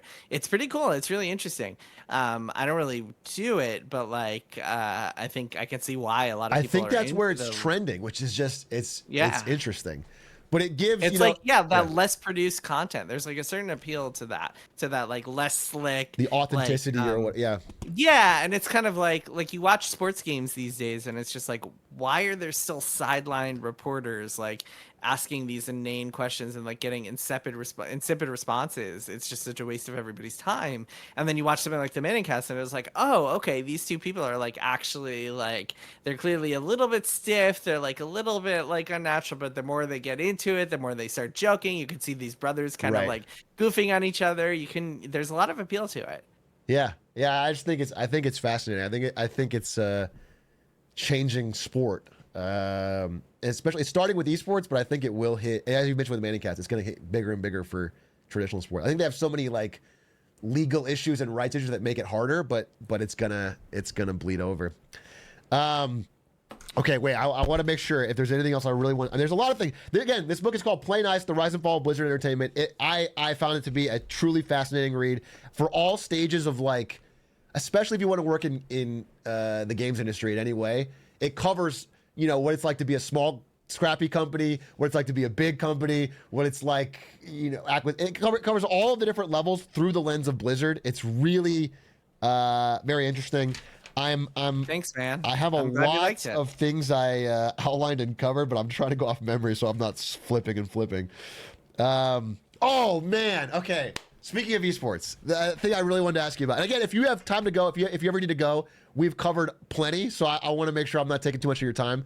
But there's a Yeah, lot. I Oh, can yeah. probably stick around just so you can plan it out. I should probably go to Okay. sleep like around 10 my time. So like I can stick around for another 20. Okay, 20's perfect. 20's perfect. Or we can do. You know, I'm not trying to keep you. I just No, no, no. plenty of I'll things be you can around here for ask. 20 more minutes Okay. and then I'll Bill. Is Um, that okay? Chat, are you okay with that? Chat, are we good?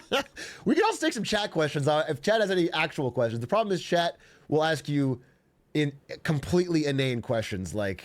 That's fine. We can do, but first ask what you wanted to Okay, ask. I And then wanted I'm to talk happy to you just a answer some little bit chat because I thought to me this was so fascinating. Was because I hadn't heard this, was the battle between Kespa and Blizzard over in Korea. Now for chats catching up, Korea started the esports leagues around StarCraft 1, and it was kind of off of Blizzard's radar, and it became massive, and they had these big, huge stadium things well before esports got big in the West, and they were way ahead of the game. And I used to watch those. I used to get on and watch Korean broadcasts at 5 in the morning. I was very into esports. And then when StarCraft 2 comes out, Blizzard's like, hey, we should own all this. Like we should be the big dog in this room. You don't have the problem. And you described what I thought was hilarious, which they have this big boardroom meeting standoff between Kespa and Blizzard, where Kespa says, "We're FIFA, you're the fucking soccer ball." That story, yeah. that's also one of my favorite anecdotes, and that story like was not only is I'm glad I included in the book. It was like infamous in Blizzard. Like people would like circulate that story. It was just like one of those stories. I had that never people were heard like, that. I It can't it believe made me that laugh out happened. loud Yeah. when I was reading it. Just like internally at Blizzard. I don't think it Yeah. ever got out, but yeah, pretty incredible. Yeah, to be fair to Blizzard, I think their rationale here was not about the finances because it's not like Kespa was like bringing in the big bucks on StarCraft esports. It was more about the copyright. And so like what had happened already is that like in South Korea, they found that they were unable to trademark BattleNet because people used BattleNet to refer to just like online gaming generally, kind of like the way you would refer to a Band-Aid, like to refer Oh to wow. anything. One of those kind of like so they were really worried about losing the copyright and trademark to their games to StarCraft, and they were worried that it would set this precedent if they like allowed people to use their games without them being involved, and so that was a big part of their kind of perspective on this battle. But meanwhile, Kespa was like, "What the hell are you doing? Like, we've been doing this esports stuff just fine without you. Like, we don't need you. Like, you've allowed us to do this for so long without paying attention to us. Like, why is this a big deal now?" So yeah, you could see why it got messy. Yeah. And it's not like Kespa was a great, I mean, Kespa has a lot of problems from my understanding, a bit corruption and you know, not a bit of a leech on a lot of things. But so okay, given that we have 15 minutes, I want to ask, I guess probably the biggest question for right now, which is about the Activision Blizzard merger. So when that was first announced and was being battled by the FTC, we made some videos on the Marketing One the Nation. Microsoft. I'm sorry, Activision Activision Blizzard, the Microsoft, yeah, Microsoft buyout of Activision Blizzard. We made some videos on it where I said basically that I don't think it's a good idea. I think it's going to be bad. And now that it's happened, now the dust is settled, and we're into the, you know, it's been months since it's been acquired. What is your POV on how this Activision Blizzard Microsoft buyout has gone? Is there ups and downs? Like, oh, sorry, I'm coming off of sickness. Feel better, man. Thank you. Yeah, it's. Can we get a feel better chat? You should be a streamer. Can we get a feels good man in chat? Can we get a praise for Atrioc? Get a chicken soup from the chat. Dude, it used to be back in the day, you'd have to like make and upload your own emotes. But nowadays, there's so many of these emote overlay programs and they can make ones on the fly. So I could say anything. I'd say, can I get a feels Jason man in chat? And they'll make one in 5 seconds and they're all going to start spamming it. Like, emotes have changed dramatically. You can get... Amazing. Yeah, they're spamming feels Jason man right Feels now. Jason man. Love it. Anyway, sorry, 1 second. So what is your takeaway on how things have gone with the Microsoft acquisition? Yeah, man. Are you okay? Drink some water. Dude, I'm so sorry. No, I feel for you. I was very sick yesterday, and I'm coming back. Sorry, man. Yeah. So I think it's too soon to tell. It's only been a year. It's like too soon to really judge as far as the long-term ramifications. Obviously, in the short term, it's been a debacle. It's been a disaster.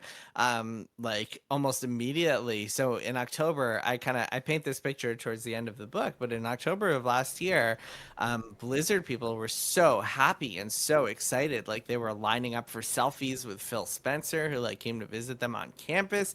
They were really so stoked about like getting, they had completely lost faith in Activision at that point, in the C-suite at Activision. And so like to the point where after the lawsuit and all the sexual misconduct allegations came out, like about 2,000 people all across Activision Blizzard like signed this petition calling for Bobby Kotick to be ousted, and they used their real names, which is crazy. Like 2,000 people who worked for Bobby Kotick all put their real names on a petition trying to kick him out.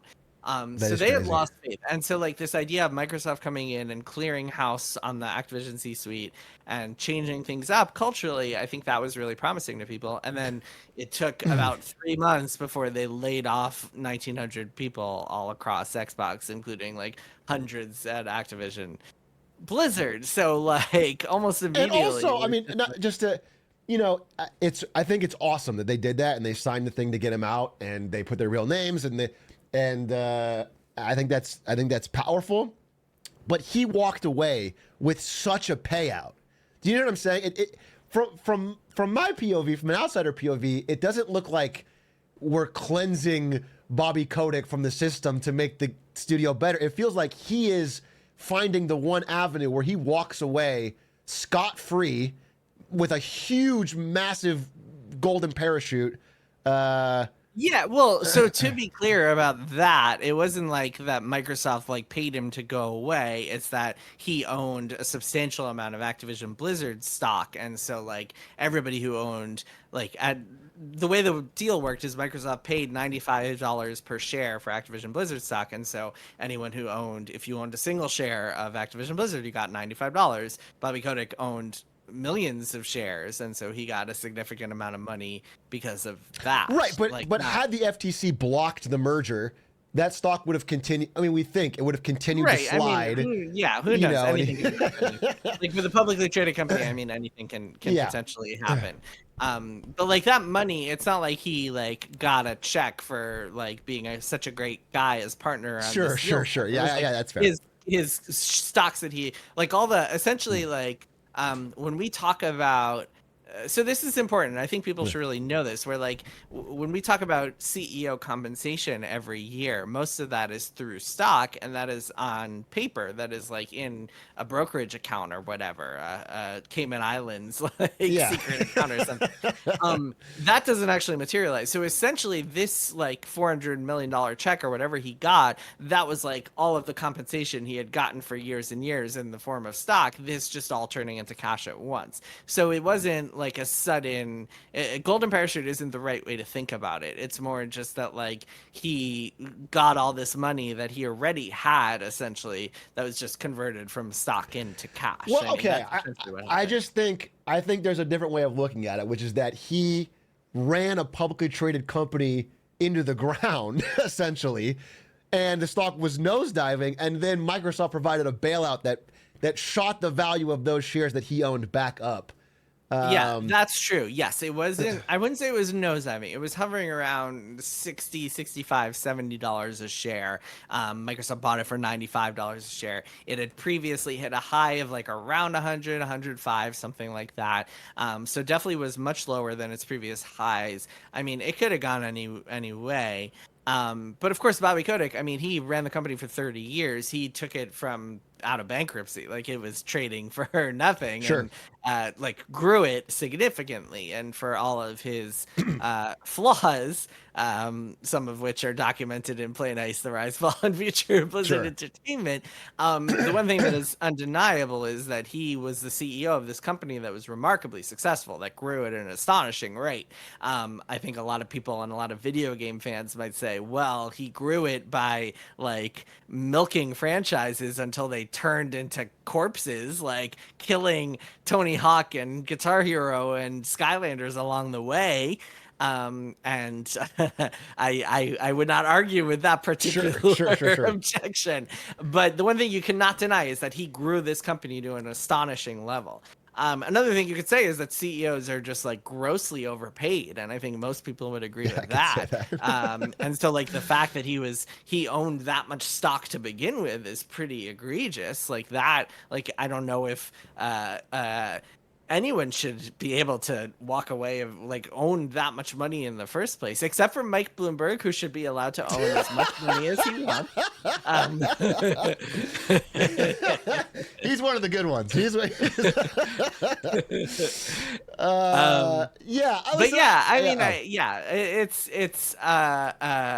As far as like what this actually meant, though, to kind of get your original question, is that like I think Microsoft. People were really optimistic, and then they realized, oh, this is just another friggin' like corporation, just like Activision was. And since then, the sense I've gotten, I'm not like talking to like tons of people every single day or anything like that, but the sense I've gotten just from conversations with people at Blizzard over the last few weeks and months is that a lot of them are just waiting, and there's just kind of this like almost purgatory, or just kind of this waiting holding pattern period. Yeah, because nobody really knows. They also, the most important thing for Blizzard, Phil Spencer is whatever. I mean, he's not in there day to day. More important is that Blizzard, Microsoft got rid of Mike Ybarra, who was running Blizzard, and replaced him with this woman, Johanna Faries. And so people are kind of waiting to see what her vision for the next 5 years, 10 years of Blizzard is, and just kind of in a holding pattern, waiting to see how things go there. And in the meantime, just doing their jobs. I mean, the War Within, the new World of Warcraft expansion, has been really well received. Very well received. Festival of Hatred, also the new Diablo 4 expansion. I think people are really into that. So it's not like they're still making good stuff. That is a good point. Yeah, I mean, there clearly has been an maybe it's a small trend, but a recent uptick in quality. People felt good, like more than average good about this recent World of Warcraft expansion, and they're coming back into the game. So there could be something there. I can see that POV, that maybe they gave it some stability. But I guess it just felt unfair. I'll be honest with you, just from the outside, it just felt like Blizzard senior management was getting getting away with it almost. Like they had done such a poor job in recent years, and they were getting away with not receiving any even financial punishment. You know, like nothing was going wrong for them. That was what it felt like from the outside. But I guess there could be some upside. Yeah, I mean, I feel like that is often the case in the corporate world. Like people in the C-suite, it is very rare for people in the C-suite to like face repercussions for their poor business decisions. I mean, just today, like we mentioned earlier, Sony shut down this company Firewalk that made Concord, and Concord was obviously a massive flop.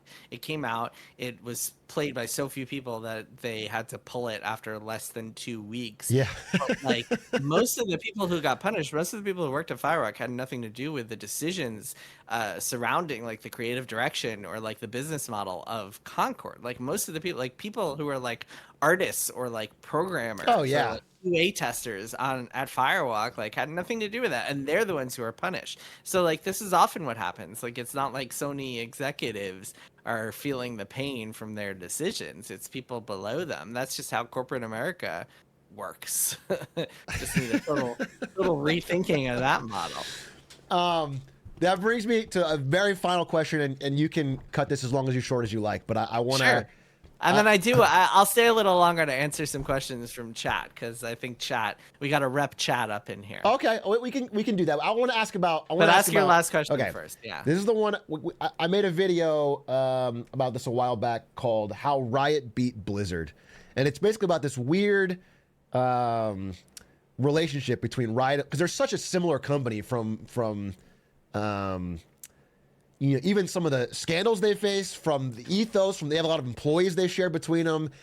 Riot's launch comes from, you mentioned in the book, it comes from League of Legends is built off a Blizzard mod, Dota, which comes from work. I mean, there's a lot of, there's a relationship there.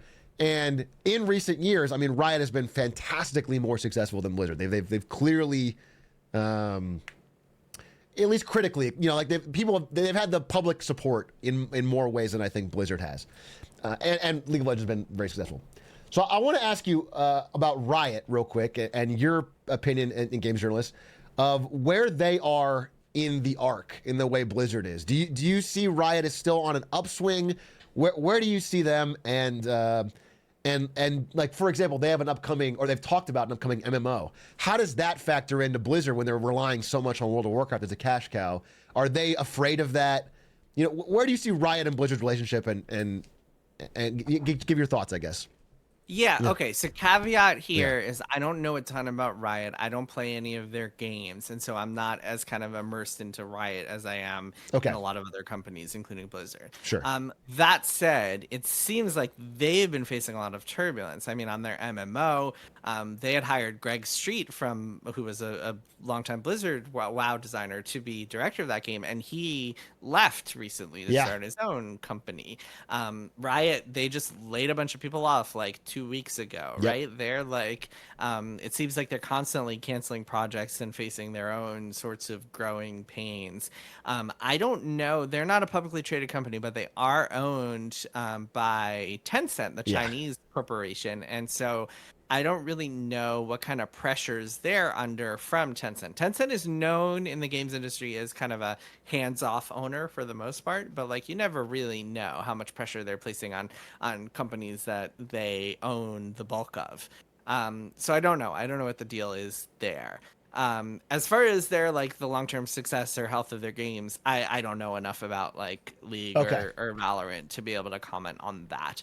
But I do know that like I think these days a lot of companies in the video game industry and entertainment as a whole have developed this kind of sheen over the years as like these Pixar, these holy places to work, these dream jobs, and Blizzard was one of them. And a lot of them have really lost their luster, I think, in recent years. And a lot more people are kind of becoming cognizant to the fact that there are no dream jobs, that like even the fantasy companies will disappoint you. You're gonna make chat sad in the long run. You're gonna make them it's sad. Just no. This shouldn't make you sad. No, this should not make you sad at all, because I feel like you like brands are insignificant. It's people who matter, and like the real dream jobs for people, for like for most people, I think, it's just like the opportunity to work with people who you really enjoy Oh yeah. working with, and that's the fantasy. That's the dream job, right? It's not like, hey, I want to be at Blizzard. It's like, hey, I want to be surrounded by cool, creative people who I can learn from and like respect and want to just like spend time with. That is kind of the dream. And so like I think especially early in one's career, you can just be like, oh, I want to work for the top company, my dream company or whatever. But like if you find yourself in a position where you're just kind of surrounded by people who you really respect and love working with, cherish that. Yeah, hold 'Cause on to that. I Yeah, think, is- 100%. Yeah. Yeah. That's more important, I think, than the dream brand and the dream company. That is fascinating. And but it's so okay. We're gonna take the questions from chat. So if you have any questions for Jason, please put them in. To be respectful of his time, we'll move pretty quickly. Yeah. But would love to hear some chat questions. Yeah, chat. What's up, We chat? can even pull them up on screen. Let's see. So, oh, here's one. Did the editing process of the book ever mean you lost elements you wish you kept? Did you have to cut anything? Any Yeah, secret that's a great stories that got question. cut?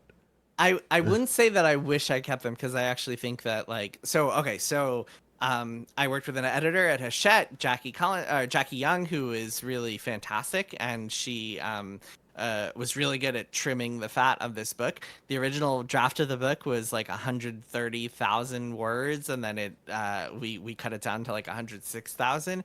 And a lot of that stuff was like granular development details, because one of my goals was of Play Nice, the Rise, Fall, and Future of Blizzard Entertainment, was to make it appealing to like even just kind of standard business book readers who even people who haven't played games or like don't know Blizzard or don't care about Blizzard. And so I wanted to cut out some stuff about like inside of StarCraft's development or whatever, or like Diablo 2's like 1.10 patch. I had a whole bunch of stuff about that. I was like, okay, we can get that. So like I'm happy with I'm very happy with the final product. Like I don't really feel regretful about any big cuts or It was anything glaring. like that. The part where you didn't include the 1.10 patch, I couldn't even get through it. I was like, okay, are you a Diablo 2 fan? Are you not. like, do you know? I didn't Okay. notice. So 1.10, I mean, like people who actually played Diablo 2 back in the day will be like, oh, 1.10. Well, because it's not like that's not just a random number. That was like this infamous patch that was like in development for 2 years and people had been waiting for a long time. And basically, short version of the story is I found out it was entirely developed by a single guy. This guy, Peter Yu, who completely overhauled all of Diablo 2 over the course of 2 years. And then the crazy part is you can read more about what happened behind the scenes at Blizzard North, which was the maker of Diablo. Yeah, it's in the book. In the book. Yeah. But what happened was this guy, Peter Yu, he was like in the process of finishing it, and then all the founders left and he wanted to go with them, but he stayed behind to finish working on this patch. So it was craziness. It was batch. Can I ask Go check you? out the book if you're curious. Okay, about so this. based on what I know from your book, Peter Yu didn't get paid very much for doing that. They did not. Because the whole first third of this book is like, this guy worked heroically through the night and ate 14 pizzas and slept under his desk to get out this Warcraft 3 or StarCraft patch or whatever. And then the game launches, sells 4 million copies. It's amazing. And then nobody gets paid. Like, nobody gets... It's like... It's true. It's like, true. there was no. profit sharing. Okay, to be fair, Yeah. yes, nobody gets paid. A bunch of people leave. Those people who stayed behind get paid because people leave to protest, and then the people that stay behind get like, okay, we don't want you to leave, so we're gonna pay you. It's frustrating. It was frustrating to read those parts because it happened again and again until I think World of Warcraft, where they had so much money, people started getting paid, at least for the WoW guys. At least for the first few years, and at least people on the game dev side of things, as opposed to like customer service. Right. Yeah. I mean, talking about Riot, there was a part I underlined in this book where you're talking about a QA tester who's like, they bleed Blizzard. They're there 30 years or whatever. They love Blizzard. They're thinking about it all the time, and then they get an offer from Riot, and it's like, I make 76K at Blizzard. They offer me 146 or whatever over at Riot. And they realized, wait, am I getting underpaid this whole time? Like, it was people just waking up to the fact that they were getting underpaid. Which was rough. Another chat question, and then let's see. Um, let's see. Uh, well, there's a bunch. I mean, out of the legendary gaming articles Jason has written, which one is your favorite or was the most fun to work on? Is that an easy answer or is that impossible? Because I can find another question, but No, I don't. Yeah, I don't really. I worked on so many articles over the sure. years and just have enjoyed them all in different ways, or not enjoyed them in different ways, or at least You couldn't have gotten enjoyed them all. out of them.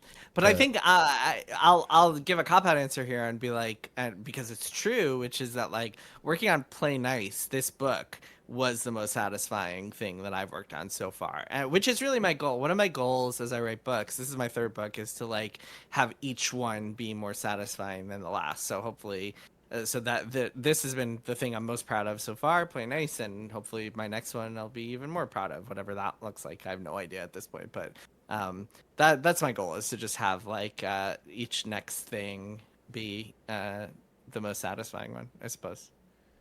Um, This huge question on microtransaction. Well, you know what? I don't see this question, but I want to ask it anyway because I think it's fascinating. What is your thoughts on the rise? And we're gonna get controversial for the end here. Please. I've noticed, you know, see if you can get me canceled. That's my goal. Chat, can you cancel me today? My goal is to get all of my guests canceled at one point. That way we can. I'm a Twitch streamer, YouTube creator, and it's an online gaming mail space, and I have seen this rise of, you've talked about it with the concourse, this rise of like everything is so woke, not that statement, but that ethos from like people in these communities where it's like they're mad, they're just a rise of anger among this space. And I want to know your thoughts on that. Maybe if you see it getting worse. I guess I would love to bring up that topic of like, we make fun of it on this stream, but it is a real thing that I'm noticing where it's people who are making their whole identity around being angry at video. I mean, a great example. I saw you tweet about this. It was about Sweet Baby Inc. and people assuming this is some Machiavellian, ultimate powerful company reaching into ruin your games and poison. Like, I've worked with them at NVIDIA. It's like such a small group of consultants that you use when you're desperate. It's like when your stuff is over budget and over time, you pull in Sweet Baby Inc. at a last second. And people are talking about them like they are. It's so funny. So I wanted to get your thoughts on basically that rise. As you've seen it a bit along your games journalism, maybe you've seen it forever, but for me, it feels more recent. And I want to know what your takeaway is or where that is. Yeah, there's a lot of it's a complicated subject because a lot of it is tied to this kind of larger scale culture war Sure. in the world and in America, and a lot of like the word woke. I mean, my grandmother used the word woke in a conversation with me the other day. Like I was just like, what is going on here? She's 91. I love her very much. She's 91. Taken aback by her. She needs to say PogChamp PogChamp pretty soon. I mean, she watches she watches a lot of Fox News, to be clear. Sure. So it's very complicated, but I will say that it feels like there's this really big backlash to even the idea of diversity in games, but it also doesn't really feel consistent because when a game is good, see Baldur's Gate 3, but it has diversity, then it's okay, I guess, because it's a good game, because I guess you can choose not to play as a woman if you want. I mean, it doesn't really follow consistent logic. Like a lot of it, I mean, even just mentioning Sweet Baby Inc. and like giving this idea of like this divine power to this consultancy group, it doesn't really make sense if you think about it. And people will be like, oh my God, like these people are getting paid thousands of dollars to come in and like make decisions and force us to be woke, without realizing that like the people at the top of these companies are making millions of dollars, and they're the ones who are actually making the decisions. And if a game has diversity in it, it's because the people at the top of the company like approved it, not because some consultancy group came in and made that call. They have so little power. They're asked to do a thing and paid consultant fee. It's small. It's kind of nonsensical, and people use the term like forced diversity, which is so stupid. Like if you like uh, it just none of it makes sense. Like, what is forced diversity? Is it like when you go outside and you have to cover your eyes every time you see a black person? Like what? Like what? Like just none of it makes any sense to me. And I think that like I guess when I'm trying to empathize with what some of these people are trying to say or articulate, it's kind of like I understand if you see something and you feel like it's clunky in some way. Like if a game tries to handle, I don't know, transgender issues and it comes off to you as clunky. In which case your real issue there is with bad writing. And if you like see a game and you're like, this game sucks because it has transgender people in it, then you're just a shitty person, man. Like that's just like the fact that you would care that much. God, it's so hard to deal with these people. And logic just doesn't I'm work. sorry, It's one kind second. of You're like cutting out. I want to. I'm cutting out. Yeah, Okay. you're back. You're back. You're back. Continue. Sorry. Continue. Yeah, it's just like logic doesn't work on these people because they're in this world. They just like live in this world where they believe these conspiracy theories and they believe that a consultancy group can control the way these multi-billion-dollar game companies make decisions. And if you can really believe that, like if you have been convinced by all these YouTubers, these anti-SJW YouTubers and like Twitter shills and like grifters and stuff, if they've really convinced you to that point, then like it's hard to just be There's so much swayed money in it, otherwise. Jason. Though you know, like I'm thinking of pivoting. I gotta. Yeah, man. There's I so don't know. much money. If I just start talking about woke games, I could double my views overnight. I mean, I could make some real cash. So you're not Yeah, thinking about people like gosh. me. You're really not. I just like I wonder how much it's gonna last. Like I wonder how much longer like these fucking like Twitter like everybody knows who these Twitter grifters are who are just constantly like it's all they talk about. But like I've been doing this for a long time and I've seen a lot of them come and go over the years, and so I wouldn't be shocked if like some of them disappear soon. Whatever that looks like, Sure. I don't know. I mean, even But Andrew Tate fell there's off. clearly He's, you know, yeah, there's so much, but there's clearly this like big group of people who are just like conned.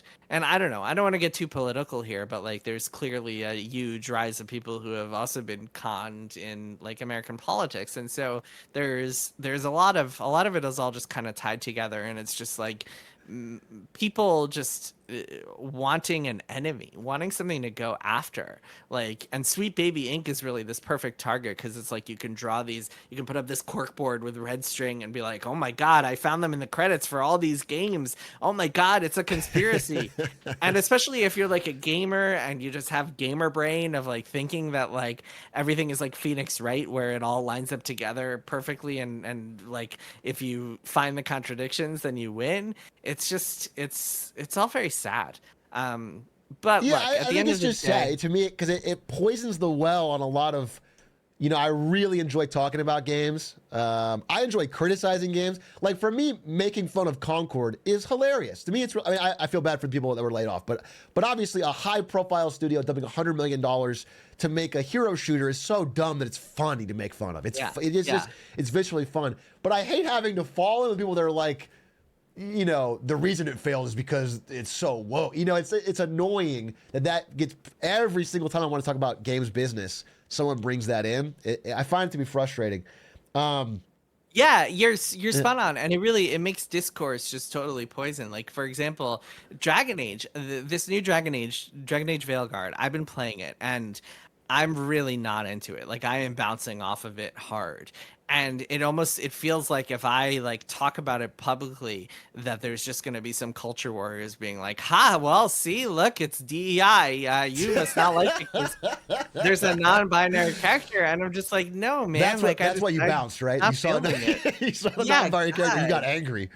It's just You got so furious. like, and there is, and then the other part of that is that like I think there should be room to be like, hey, there's this non-binary character, and it feels like it's written in a very clunky way, and here are the reasons why I feel like this is actually I don't like this, and to have an intelligent conversation about that, like we should be able to have criticism even about like the way different people are represented. Yeah, of course.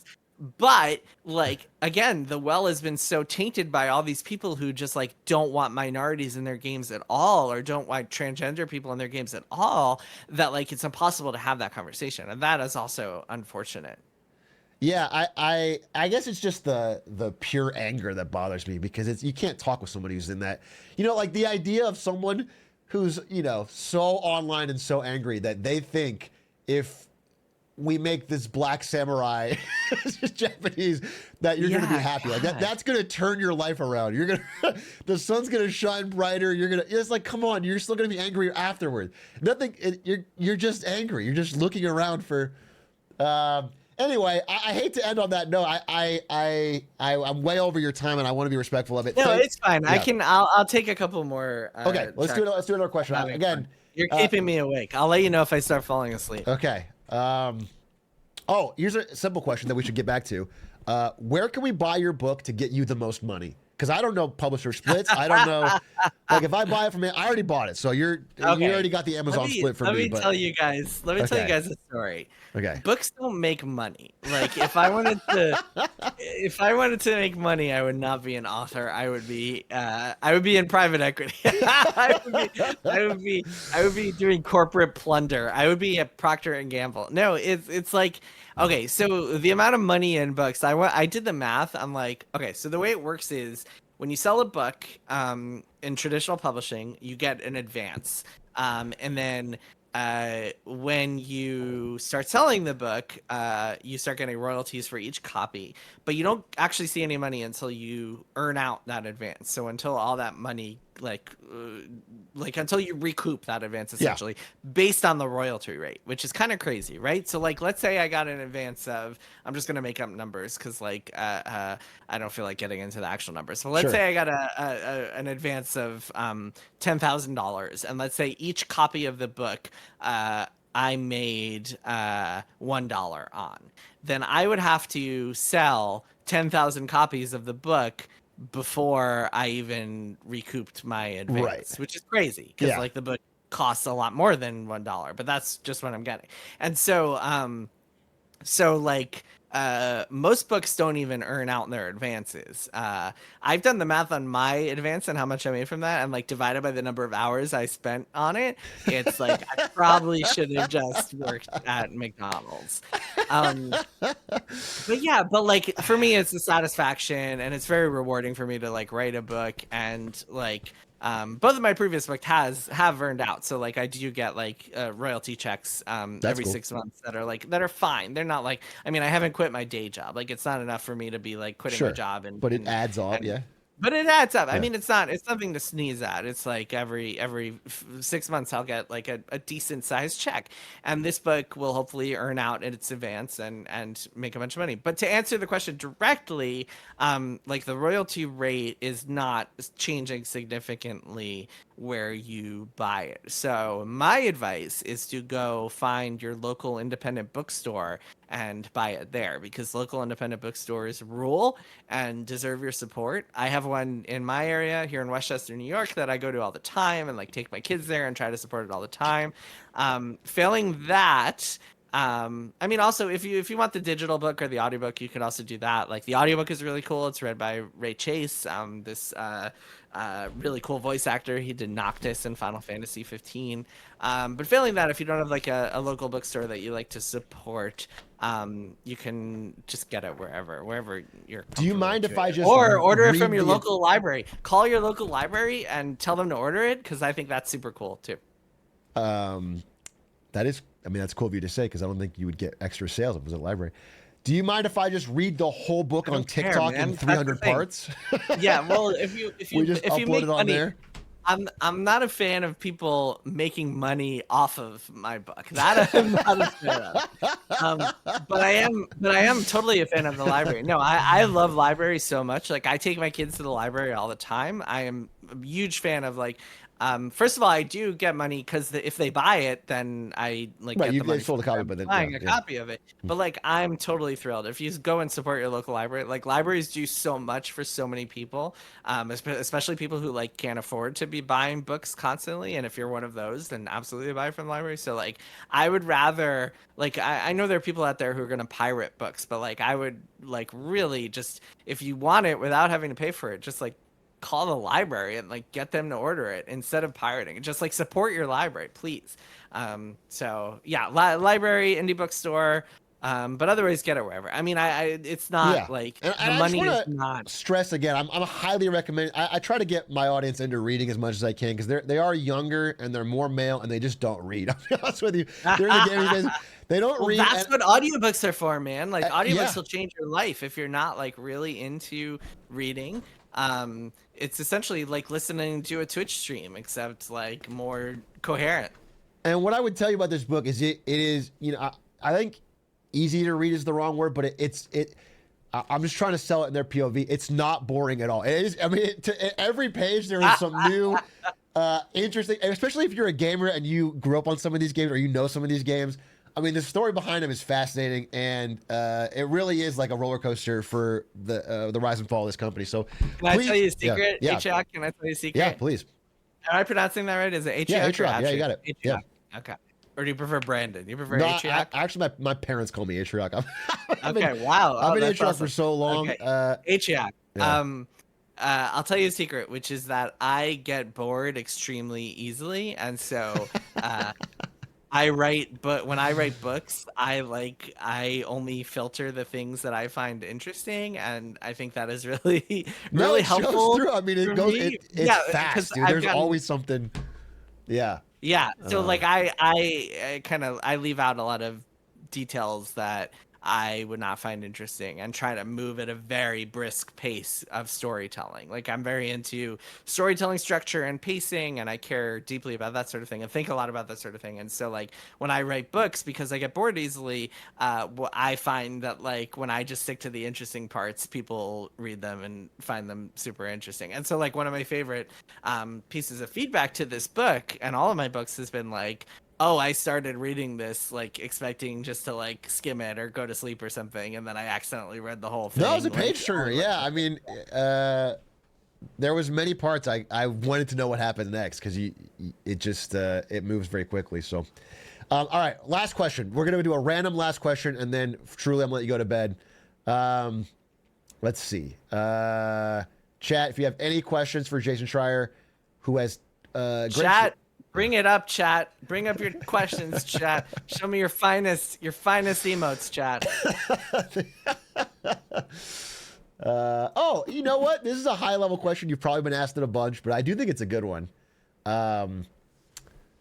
What made you want to do that? What made you want to write this? Like, what? Why, of all the things you could have written about in gaming, why pick Blizzard? Why do this? Why do this?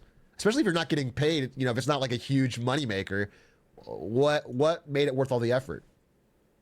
Yeah, I mean, to me, like I said, okay, like money is not like a super high priority to me. Like obviously I want to be comfortable and I want to be able to provide for my family and yada yada yada, but like money is not my biggest motivating factor.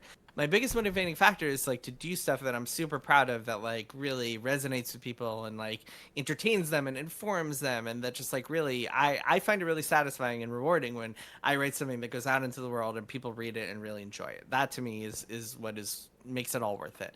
Um and so like for this book specifically, so as I was finishing up my last book, Press Reset, I started thinking about like what I wanted to do next, and I kept thinking back to what I had started hearing about in 2018, which was this kind of corporate takeover, excuse me, of Blizzard by Activision. And I kept thinking about that tension and how I had heard that that tension is essentially what led to Blizzard's CEO and co-founder Mike Morhaime leaving Blizzard, which I Yeah. thought was another just kind of like an interesting tension point. And so I started the book with that in mind, also knowing that Blizzard is one of the most fascinating companies in gaming just because of all the hit games it's made and all the years of history it had. So I felt like there was ample territory there. And then from there, like all these crazy things happened. Like I started working on this book a year before Microsoft ever entered the picture. And then Microsoft came in and bought Blizzard and all these crazy things just started happening from there and it got even wilder of a story. But it was really the Activision corporate takeover that made me feel like this was the book to write. That combined with me knowing that like Warcraft and StarCraft and Diablo and Overwatch all have these like Did you grow up with all those just games? Like, rich were those games histories. you played as a? I did I have a CD of, oh man, I just put it away the other day. I took it out for cred so I could show people for cred. But I have my CDs of like Warcraft 3 Reign of Chaos and StarCraft 2 Brood War and Diablo 2, et cetera, et cetera. Yeah, I grew up, so I was a little too young for Warcraft 1. But I played Warcraft 2 with like cheat codes on, and then I got really into StarCraft 1, Brood War, and Diablo 2. I played hundreds of hours of those games. Those games were like, it came out during my formative years, like my pre-teen years, and so I was super into those. StarCraft 1, I would play all the custom maps constantly. Oh yeah, no, I had the same. It's so funny that used to be everyone I would meet in gaming had that kind of similar background where they came over with that, and now I meet them and yeah, people in their 30s, millennials. Yeah, but now they see Blizzard as the World of Warcraft and Overwatch company. They do not like RTS games do not factor in at all in people's in a younger. It's funny to me. Yeah, well, RTS it's funny. So I'm also so StarCraft 2 is my favorite Blizzard game ever. That's the game I played the most actually because I got into that and got really good at that in my adult life. Got to Diamond League at one shit. point. Yeah, so I was decent. It's like the one game that I'm good at. It's like I that's voted one of all the of my hardest games there is. So man. So when the beta came out, what I did was I watched all the Day 9 daily videos, and Love that Day got 9. me really good at StarCraft 2.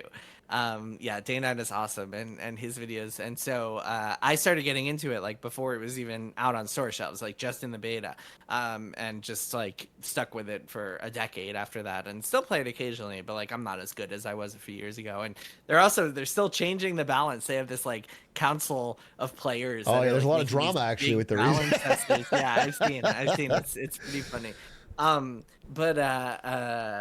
What was I saying? Oh yeah, so I grew up playing a bunch of Blizzard games, and so like I always had some sort of connection to Blizzard, which helps. I think I could do a stories about like any gaming company, even if I don't have a personal connection. But it definitely helped that I like knew the games. So like most people, and in fact like there are a lot of tidbits in Blizzard history that like you wouldn't even know unless you had played the games at some point. Like something that I was always pointing out, even way back in the day, like at Kotaku or at Wired, I was always pointing out that like when all these people, a lot of journalists and a lot of players were under the impression that like MOBAs in League of Legends came from a Warcraft 3 mod, because that's where Dota came from, Warcraft 3.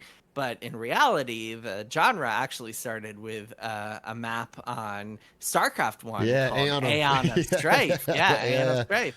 Which not a lot of people realize that, because a lot of people thought of the original Dota as like a Warcraft 3 mod. And so like having that kind of, and I know that because I played Aeon of Strife before like Dota was even a thing. And in fact, the first time I ever saw MOBAs, I was like, holy crap, like this reminds me of this map I used to play like in 1998. So like having some of that knowledge is actually really helpful when you're doing a history book like this. But it's not essential, I would say, but definitely helpful.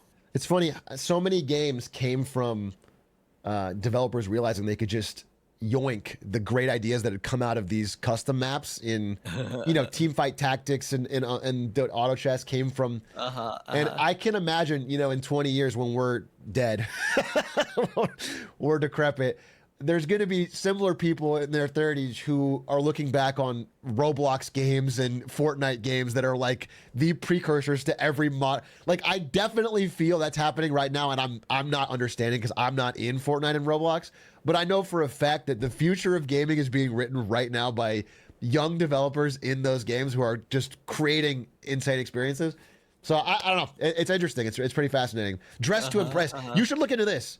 If you haven't seen this, look into Dress to Impress. Have you heard about? Yeah, I heard about it. I heard about the hot dog costume. That they had to remove. It's crazy. It's that game has adult players logging into Roblox to dress. I mean, it's just wild. I don't know. It's fascinating. Yeah, but Jason, man. I have taken up enough of your time. I really, really appreciate you coming on. This was awesome. If you ever want to talk about anything again, we're always open. We'd love to have you. It's fat. We talk about all sorts of games business stuff on here, and you have a huge wealth of knowledge that the chat really enjoyed. Sure. Hit me up anytime. This is a lot of fun. Thanks, Atrioc. Appreciate it. And yeah, everyone check out Play Nice, The Rise Fall, and Future of Blizzard Entertainment. I think it's a pretty cool book. And also, I got to give a quick shout out to my buddies. I like how you're holding up the book. I with lost no the cover, so with no cover, so it's just a blue. it's just a book. blue Buy, book. guys, buy blue. buy blue. Look for the blue the one. book. Look for the blue one at the store. I have I have a photo here. Well, look at there this. There you go. Look at this. Play nice. No, I'm. It's funny that you lost the cover, but you know what? That to me is a sign that you actually read it, as opposed to just like letting it sit somewhere. So no, I enjoyed the hell out of it. Yeah. I gotta give a shout out to my buddies at the Triple Click podcast. If you enjoyed this, come check out Triple Click. It's a podcast I do with my former Kotaku colleagues, Kirk Hamilton and Maddie Myers. And the reason I want to shout it out especially is because like we just launched this super cool thing where the three of us were like, so we do this gaming podcast. We've been doing it for a very long time. We basically just talk about gaming subjects every week, whatever we feel like talking about. Which is super fun. It's a conversational podcast. But we are also like, what can we do in 2024 that is just like super out there and cool? And so we decided, what if we do this one-shot 3-part D&D campaign? And we were like, okay, cool. Like, that sounds fun. We've never really done anything like this. Let's check it out. Who should we get to DM? Well, hey, if we're going to get someone to DM us, why don't we get the best DM in the world? So we called up Matthew Mercer and got him to come be our dungeon master. And so we just launched this thing. It's kind of, it's only available to bonus subscribers right now, although I think the first episode is about to go up in the main feed, where we got Matt Mercer to DM this 3-part D&D campaign for us called Triple Quest. And it's going to be launching, basically Triple Click subscribers will get each episode a month early, but it's going to be launching also on the main feed in the next few months. It'll all be up. It's a 3-part extravaganza, and starting this month and then next month and the following month. So it'll be up. It'll all be up soon enough. So but yeah, check out Triple Click. You just launched a paid D&D podcast with Matt Mercer. So the next time I interview you, you are going to be on a yacht. Your background is going to be a yacht, and you're. I just want to be clear. I really care about the downtrodden games journalists of the world. That is like the most profitable industry in all of content, is to do paid D&D podcast with this. Yeah, you're going to be a different person. You're going to be talking about how great Bobby Kotick is and how your private equity investments are doing well. Oh God, I wish. No, we did. I think this one is more for us, just like thinking it was a cool thing. I don't think we're gonna make, because we paid him to do it, so like it's not like we are making a ton of money off this. We just wanted to offer it like as kind of a treat for members are getting it a month early, but most people will get it for free and like listen to it for free. And it's not something that we expect will make a ton of money. We just thought it was super cool. But Triple Click, I mean, our main podcast is nothing like that. It's like us talking about the gaming industry and games that we're playing and stuff like that. So very different sort of thing. But yeah, Triple Quest, I think it's super cool. And Matt Mercer, awesome dude, by the way. In case you were wondering, great dude in person. I've never heard a single person say a bad thing about him in my entire life. Yeah, so I would he's assume just lovely. He's just super sweet. He's either a great guy or a vampire that has. That he just he must have some kind of power. But yes, he brainwashes everybody he meets. And yeah, so Triple Click and Play Nice, and yeah, those are the things I'm excited. Obviously, people can find me on Bloomberg and on social media. Although we'll put up all the links on the video. People always ask me to plug my social media, and I'm like, at this point, you don't want another Twitter mention. Yeah, I don't like. Come on, man. If you guys have thoughts on the woke mind virus infecting video games, please go to Jason's Twitter and let him know on the daily. Please, it will be. It's exactly what he needs. Tweet me about social justice warriors. That's what I want to hear about. Please. Thank you again so much for coming on. This is an awesome conversation. I really enjoyed it. And I will thanks, reach man. out. It was a lot of fun. I'm happy to come on again. Hit me up again whenever you want. All right. Enjoy your rest, man. Thanks again. All right. Take it easy. Bye. Yeah. That was Jason. I hope you guys enjoyed that. I had a blast. I thought that went really well. Outside of a few technical issues and me being deathly ill. Really interesting stuff. I love talking with someone who has such a knowledgeable background on gaming. It's just fun. It was just fun for me. I just enjoy talking about it. I need to bring on more guests, dude. It's a blast. Not that I can't enjoy talking to chat about these things, but sometimes you guys are too smart for me. Sometimes you guys are too intelligent and I can't keep up. You know what I'm saying? So if I can get someone more my speed, we can keep it at a common man level. Anyway, I am not done streaming today. After that interview, I have some games I want to play. I want to fucking chill. I also should be able to do War Hitting Wednesday tomorrow, though I'm promising nothing because I am extremely ill. I was in a cold sweat till 5 a.m. this morning, and then I just got a burst of energy and said, fuck it, I'm not canceling the interview. I'm very sick, bro. My nose is stuffed right now. I'm going to use this Taco Bell napkin that I ordered at 5 a.m.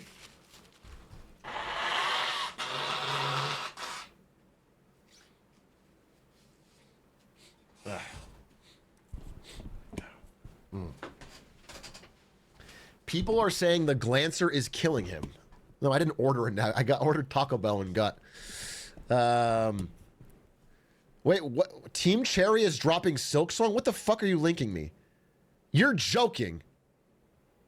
This is Team Barry. You think I'm... This is Team Barry, dude. With 100... You think I...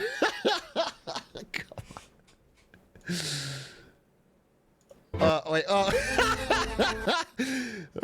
Team Barry, Hollow Knight Silk Song Haunted Kingdom trailer. From Team Barry. Wow, it looks so good!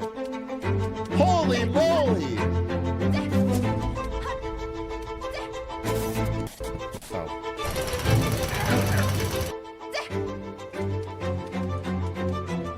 That's so crazy. Why would they add a character that looks like the Lil A logo from the Atrioc stream? Is it because I'm such a big fan of Silk Song and Hollow Knight and they wanted to include me in the lore? Must be. Must be. And he's got that cute little Enron hat too. Is it because I'm the only streamer to beat Absolute Radiance on Radiant live on camera multiple times shirtless? Yes, it is that reason. Is that why I'm going to sue Team Cherry or their new name Team Barry for using my intellectual property and slow down the game's development another 10 years? Yes.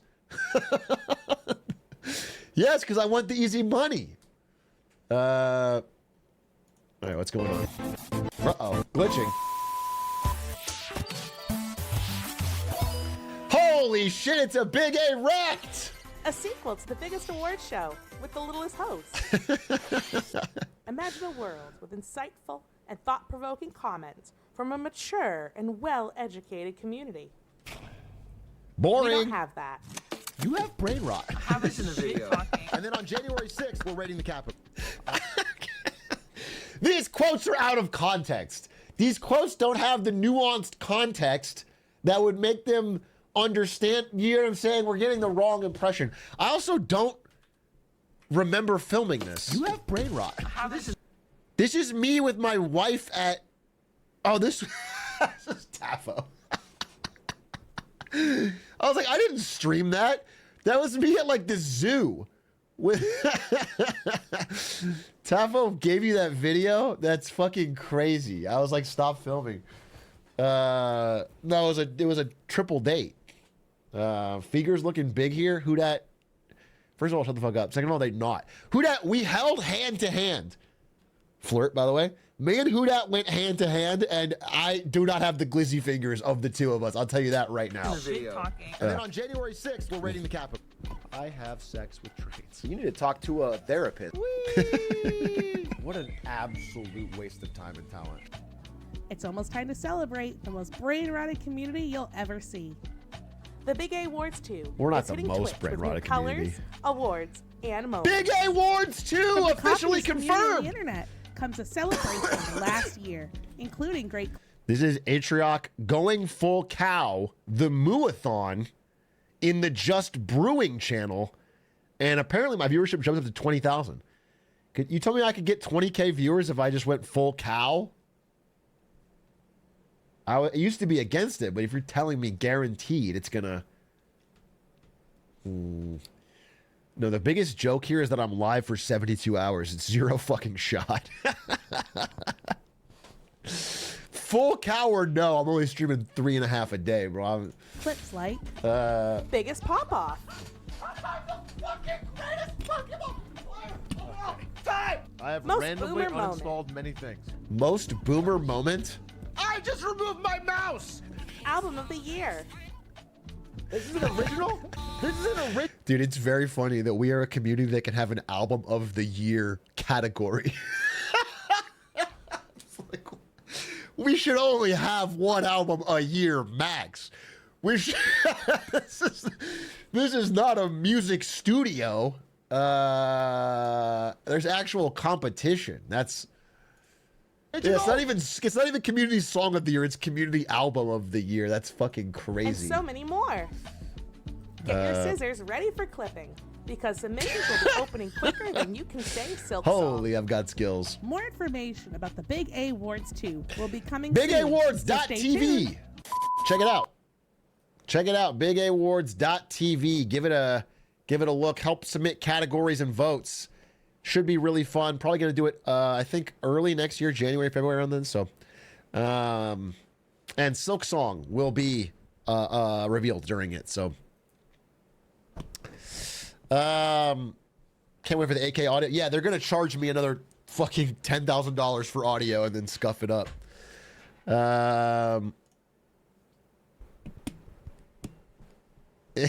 Anyway, check it out. Should be a blast. I hope you guys enjoyed that interview. Hope Jason had a good time. I'd love to have him back on when he has another big article. Be interesting to talk about. There's a lot of things I didn't get to mention, but we had time issues. The book really was just chock full of interesting stories from times at Blizzard. This part I underlined. Let's see. I'm just looking at random things I underlined. Oh yeah, this is there was a woman who worked 8 years at Blizzard, Erica Rodriguez, okay? She worked there for 8 years. She loved Blizzard. She asked for a raise. They don't give it to her. She goes to Riot Games. They give her double her salary. She comes back to Blizzard and says, hey, can you match this? I'd love to work here. I love working at Blizzard. Like, if you could just match it or even get close, I will stay at Blizzard. Her manager goes, don't worry, I'm going to find out. I'm going to go talk to the higher ups. He comes back with a number. He looks at her. He goes, they gave me a number. It's so insulting. I'm not even going to tell you. You should go to Riot.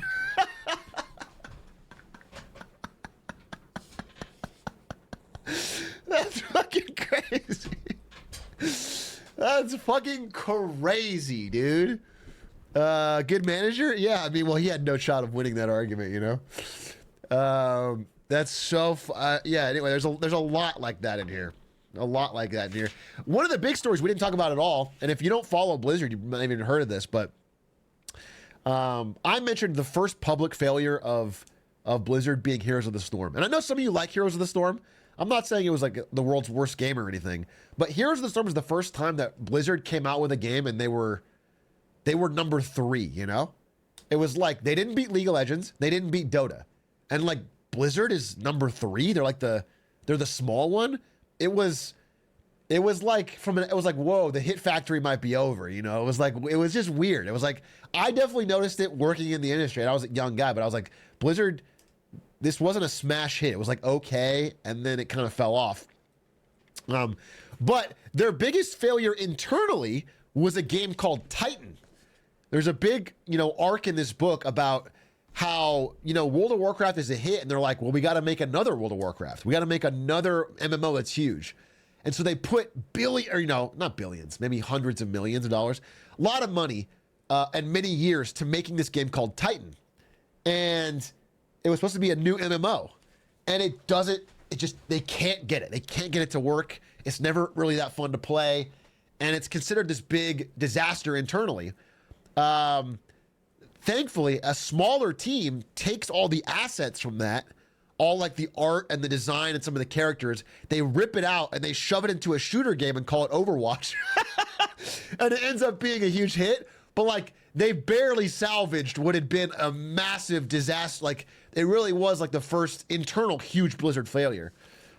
We also never talked about all the canceled Blizzard projects. Like they had a StarCraft shooter called StarCraft Ghost that was very far along in years of development that gets canceled. They had, there's a guy at Blizzard who's been pitching every year to make a new RTS game. He's like, please let me make Warcraft 4. Please let me make StarCraft 3. I'll even make a Call of Duty RTS. Just let me make an RTS game. And they keep telling him no. There's, is Overwatch built from Titan's corpse? No, 100%. Oh, see, Titan, the MMO, had a section where it was like PvP combat, where you could play as like Jumper and like, different character archetypes. Jumper became Tracer. They yoinked it all. It was like this world, this beautiful utopian world. They yoinked it all. They made a shooter out of it, and it was a surprise hit. It almost got canceled. They were like, this is not even worth it. But then Bobby Kotick goes to a meeting, and he's like, he looks at the character portrait of all of the Overwatch characters. Bobby Kotick, the original Overwatch gooner, dude. He looked at the character portrait of all the Overwatch characters, and he said, this is awesome. These characters are so cool. And so all the Activision guys were behind it, and they got the money to finish it, and they made Overwatch. So that was he was right. The characters are the coolest part of Overwatch. I mean, that's what made the game stand out.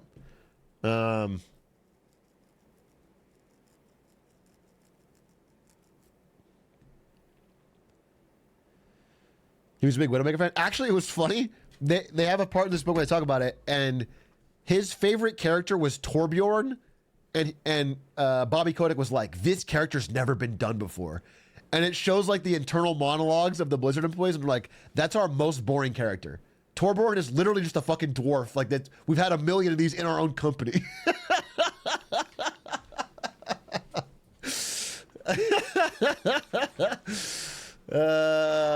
It's just very, very fun. He's just the engineer from TF2 with a Blizzard dwarf skin. It was like the least groundbreaking character, but that was the one Bobby Kotick liked, and it got the game greenlit, and it was a big success outside of the Overwatch League. Dude, it's also funny. I knew about this from my own personal experience, but the Blizzard side of it shows just how much of Overwatch's failure comes from the Overwatch League. Like, Overwatch as a game was very successful. And then they made it an esport. And the esport was such a disaster. It poisoned the community. It took all this time and energy away. Like, all of the artists and staff on Overwatch had to constantly make new logos and art and skins just to keep the Overwatch League happy.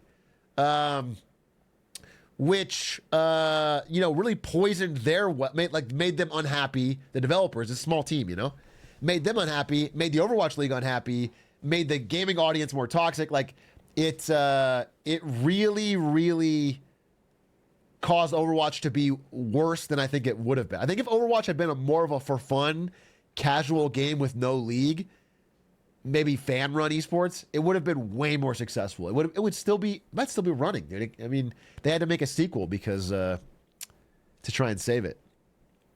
And then the PvE, dude. The PvE Overwatch 2, we've made fun of it a lot on this stream, but you get to hear some internal stories.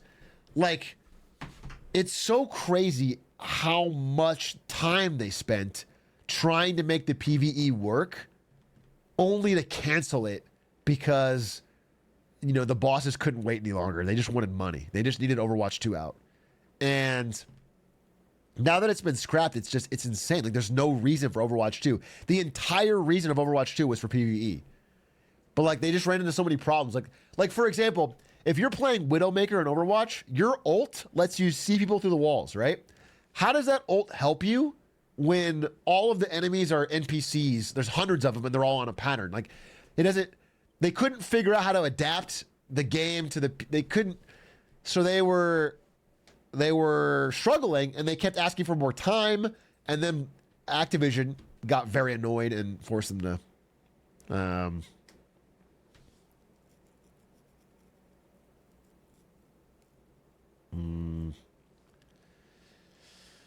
Is it because it was switched to 5v5? Yeah, I mean, like I mentioned at the beginning of this thing, like, Overwatch said, we need to make a sequel because it'll be important for esports.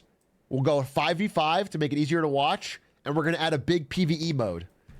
And instead, all they did was no PvE mode, cancel the esport, and now they're removing it back to 6v6. So there really was no reason at all. Like, it's not like the graphics are better. It doesn't need to exist. The sequel was the biggest joke.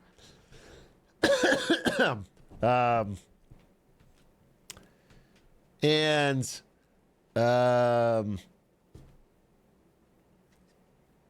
we didn't talk about that. The do you guys not have phones moment. Dude, he mentions that, you know, if you guys don't know, there's this famous BlizzCon where Blizzard had fucking dick all to announce. Just nothing. Nothing in the tank. Here, we'll show the clip. We'll show the clip so you guys can catch up.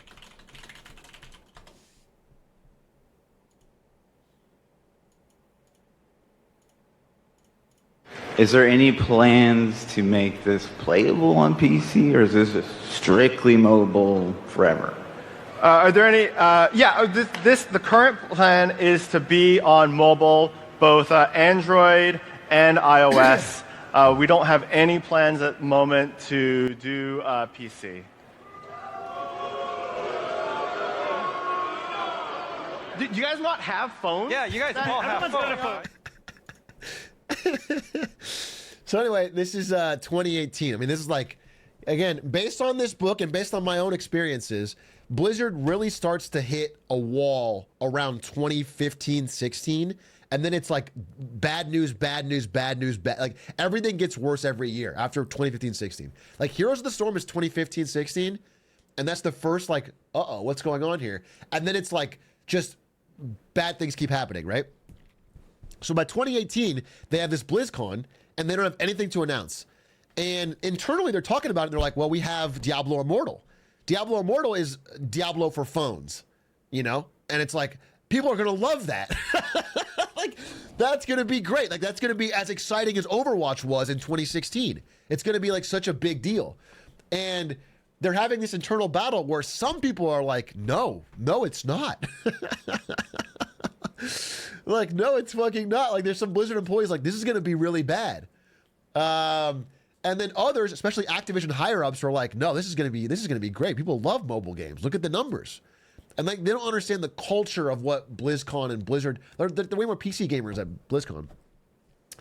Anyway, and so they come out there and they reveal it, and it's like kind of booed. It's like not exciting. And then they say, do you guys not have phones? And that clip goes omega viral. What sucks is though, like this guy gets blamed. And it's like, this guy is not at fault at all. And this happens a lot with Blizzard. I didn't get into it because I didn't remember the exact names and I didn't want to misquote somebody or get it wrong. But there's a guy in this book who was like extremely helpful to women who were being like harassed at Blizzard. He's a good person who was like helping shield them and warn them and help them. And this guy, he's in a photo that they all took in what they called the Cosby Suite. You know, like there's this iconic photo that came out of Blizzard employees where they're all holding a Bill Cosby photo in a Cosby, in a hotel room. And this guy was a good person, as far as I can understand. But his name gets published with this photo, and you know, he gets fired and it ruins his reputation. Well, what you find out is, I mean, listen, we all know Bill Cosby now as a horrendous predator, and it was terrible. But before the allegations were revealed about Bill Cosby, the joke was he had ugly sweaters. And they called it the Cosby Suite because the floor looked like a Cosby sweater. Like, there was a lot of predation at Blizzard. It was a terrible place. But that suite was not, like, this guy was not, it was just very, it's very, look, you hear Jason talk. Jason is not a person who's like trying to defend a fucking predator here. But like, if you read the close interviews, it's like, there's women talking about how this guy was really helpful and like a good person. And so it's crazy how, you know, sometimes the wrong person gets the blame and the villains are walking away. Like a lot of the villains in this book of, you know, taking advantage of women at the company are like higher ups. There's so many like higher ups at Blizzard who dated employees or married employees or cheated on their wife with employees. And it's like not, it wasn't really like rank and file people as much.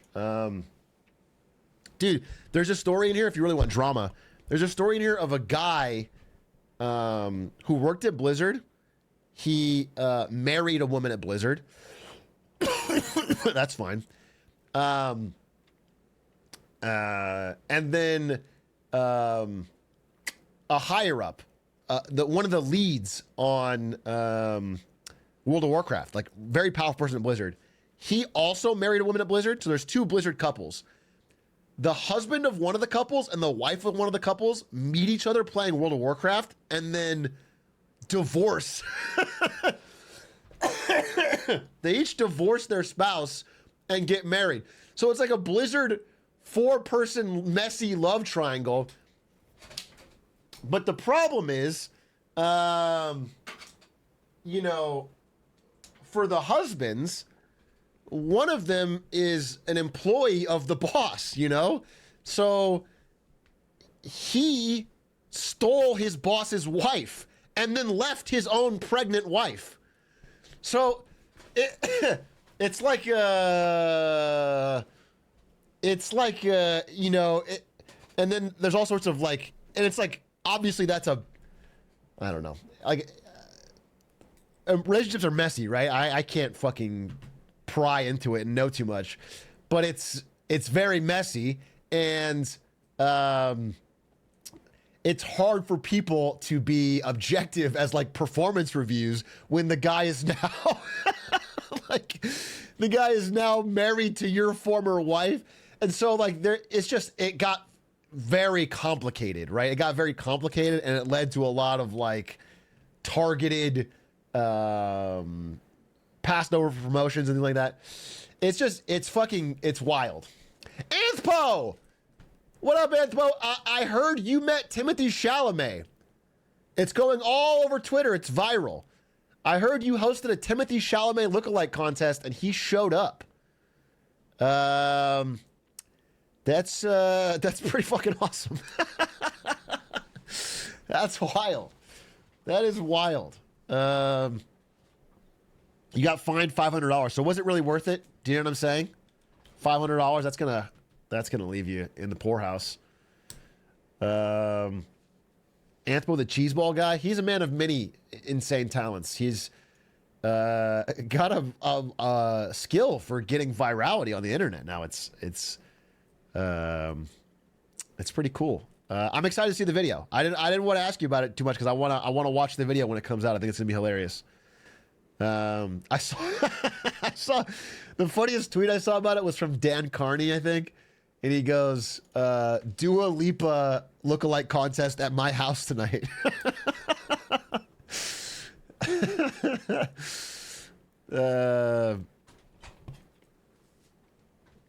thought that was good. Anyway, excited for the video. Good to see you in chat. Hope you're doing well.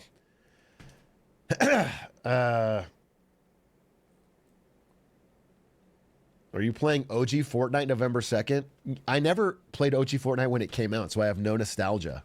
I have nostalgia for Fortnite exactly 9 months ago or whenever I played, when they had the vaults and they had like, I wish they would release that. I want to release 2 seasons ago Fortnite. That's what I would play.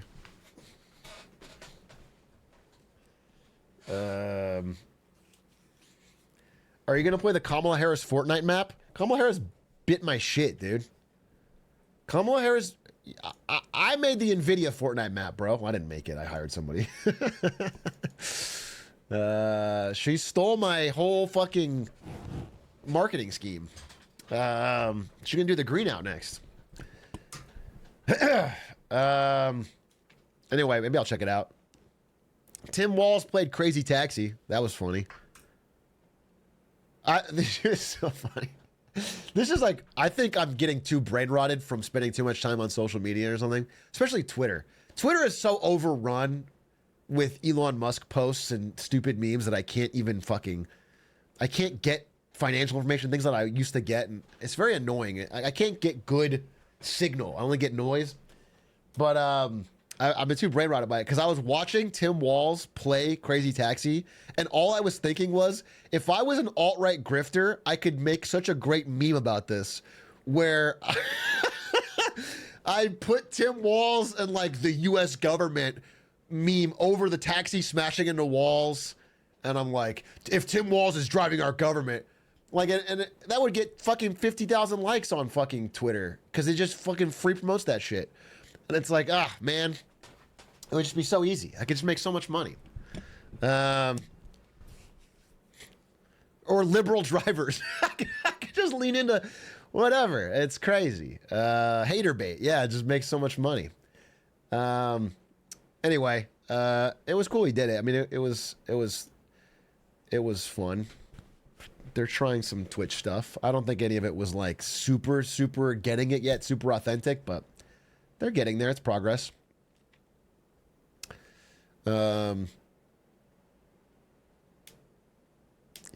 He got my vote. Hey, bitch. What's up, Maisie? This is good. This is such a great slogan for a Gen Alpha presidential candidate with a big ass in 2045. This is a fucking excellent slogan. Trump should have ran on this. That's what it worked. I sent you an emote. Did you like it or should I die again? Are those the options? If I didn't like it, are you considering suicide? Let's see, Maisie. I don't know if I've seen it actually, to be honest with you. How's this look? Well, let's ask the chat. Let's get chat's feedback. What do you guys think about this for the new highest tier sub badge for like 4 years or 3.5 years or whatever? Sheesh! A Quincy salute? Yeah, I fucking love it. Of course, it's awesome. Yeah. You have now been paid an exposure. This is legally binding, and I will be using it without having to pay any cash. No, just send me an invoice. I want to pay for all these, so I don't want to use them before I pay. That way I can just have a nice, clear conscience that I won't forget, because I forget sometimes.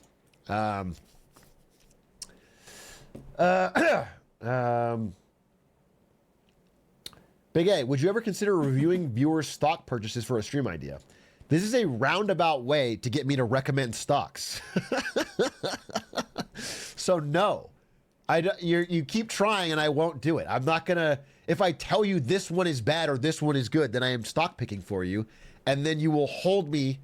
The reason I don't do that, despite the fact that, listen, I don't want to fucking sugarcoat it. I made a lot of money in the last 2 months. I actually don't even, I want to flex on it. I picked some stocks that did fucking crazy well, but I haven't sold yet. And so I don't talk about them because if I talk about them, someone will buy them and then they'll go down immediately because you guys are bad luck and then you'll blame me. Okay? So I won't talk about it. I simply can't. There's just no way to do it as a streamer that's fucking good. It's not gatekeeping. It's fucking sanity check, dude. People cannot be trusted. They will bet more than they can, and then they will lose money, and then they will blame me. I've learned my lesson, dude. I made a mistake. I can't do it. It's Daddy Coin, by the way. It's Daddy Coin.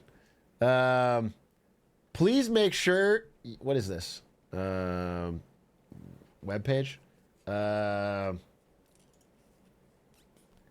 Game trailer about a horror game played from the random one. I'll check that out. Anyway, what else did I want to talk about? Maisie, thank you so much for those emails. I will use them immediately once I pay you. Atrioc, I just got laid off and I'll be in a call to get my severance. What should I keep in mind while talking to them? What should I keep in mind while talking to them? I mean, there's not much that's going to change the course of this call. First of all, I'm sorry to hear that, man. It sucks to be laid off. It's happening all over. Please don't ascribe personal value to it. It's something that's going to happen. Don't let your self-worth be impacted. That's one of the biggest traumatic parts of a layoff is when you start like hitting your own mental. Just understand that there's a lot of fuck ups at the high end part of corporations, and they make mistakes, and you've been impacted, and they don't get impacted, and it sucks. Whatever. So, however, advice for the call, I guess, would just honestly. I learned this when I was doing the "Am I the Asshole" segment, which is that people sometimes want to. People don't like it if I tell them to regulate their emotions. Okay, if even though it's good advice, people kind of want the thrill of imagining, blowing up on somebody. So I understand that could be cathartic to like tell them off and tell them how fucking shitty they were or whatever, how unfair this is. And you would be morally right to do it, okay? But I'll tell you the advice I would give, and this is like not something I always follow. I make the mistake all the time. I've been emotional when I shouldn't. I'm just telling you, if I were you and I was acting in my, ideal best interest and I wasn't, I would tell you to just keep calm. Try to, really understand the severance package you're being offered. Ask questions when possible. If they ask you for like an exit interview, you don't need to fucking, you don't owe them shit. Understand that you explaining all the fucking problems of the company is either A, they listen to you and make it better and it doesn't benefit you, or B, they don't fucking listen to you. Either way, you don't have to tell them shit, bro. Just fucking move on. Just move on, be cordial. Don't burn a bridge. Again, a lot of these companies have done layoffs and then later try to rehire the same people because they realized they needed them. Just, I know it's tough to say, but I would just keep the emotions low, figure it out, and just try to fucking move on. But don't, and I wouldn't record it and put it on TikTok. Yeah.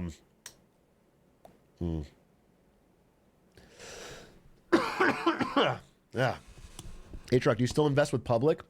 I still have a public account and I still have stocks in it, but they no longer pay me, so I cannot confirm or deny. I actually can just confirm. I don't really use it. I don't use it day to day until they pay me again. Because well, it's tough to say day to day. I'm not a day to day trader, dude. I have to be honest, I have an account with stocks in it that I use to check. I check it for public. I have an account with. I don't want to sell my accounts. You'll fucking find my. I have accounts. I have accounts with different banks. I got at least three different banks and public where I have stocks. So,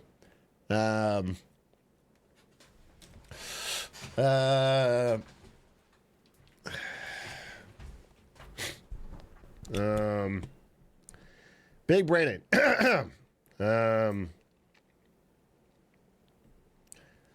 The last four of your SSN would go so hard right now. Yeah, I'll tell you.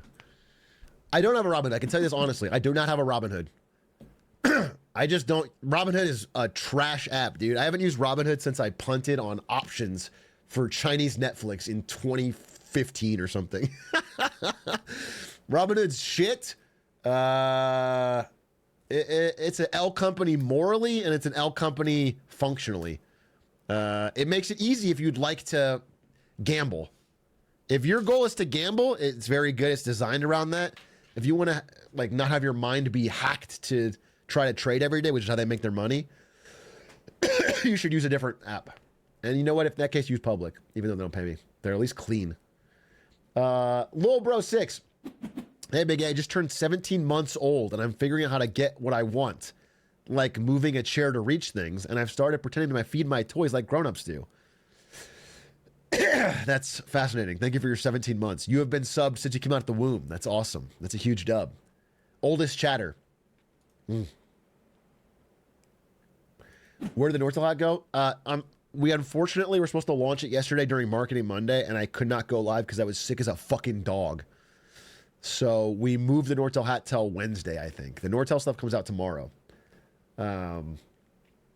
Worth noting, if you're watching, I think we'll be doing free shipping if you are ordering during Marketing Wednesday. It's like a 1 hour window. I believe we're doing this. I have pushed for it. I'm trying to confirm, but I have been so sick I haven't checked. But I believe tomorrow will be free shipping if you are interested in buying Nortel. That'll be the only time we do it, because it'll be loss making. We will not make any money on those particular ones, but should be interesting if you're interested in doing that. Damn, I'm sick, bro. I'm sick as a fucking. I don't know if it's US or not. I actually don't know. I have to check. I have missed the meetings because I was just fucking crazy sick, bro. I've been sneezing and vomiting and pissing and shitting and crying. I didn't tell him to cancel it till like 5 minutes before Marketing Monday was supposed to go live. I was like, hey, I can't do this, bro. I got bad flu.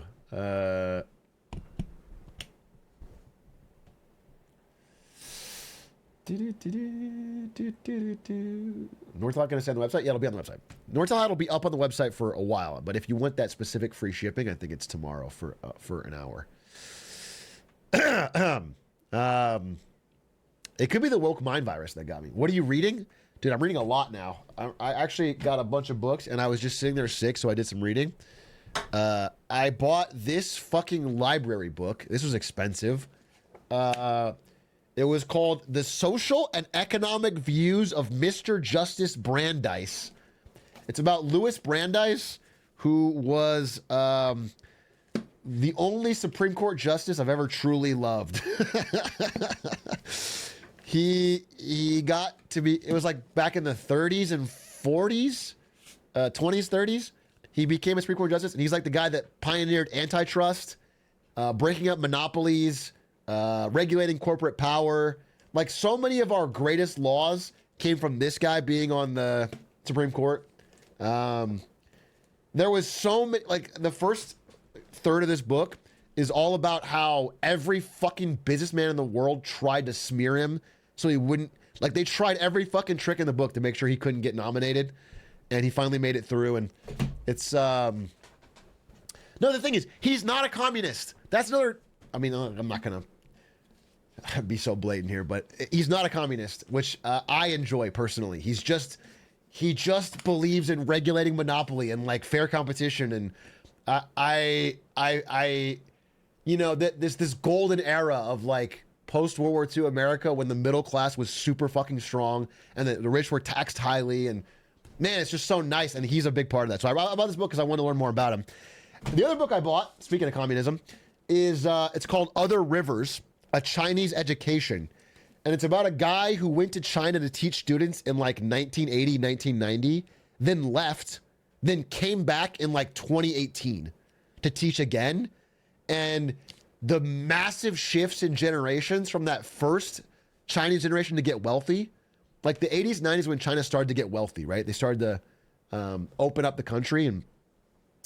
And then now there's modern China, where there's like this new age of like, again, also back then they had like a lot of kids. Now there's like less kids, but they're all, you know, coddled single childs, like also only child.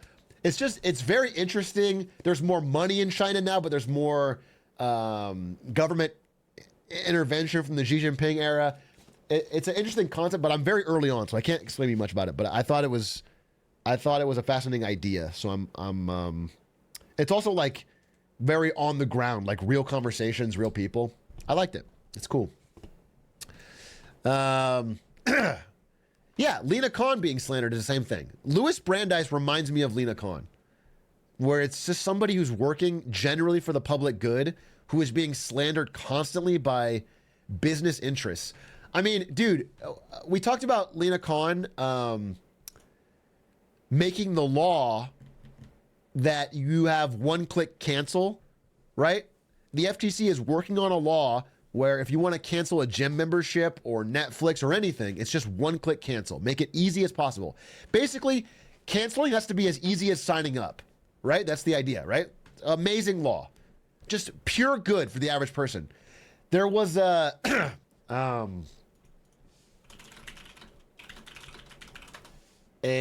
let's see if I can find it.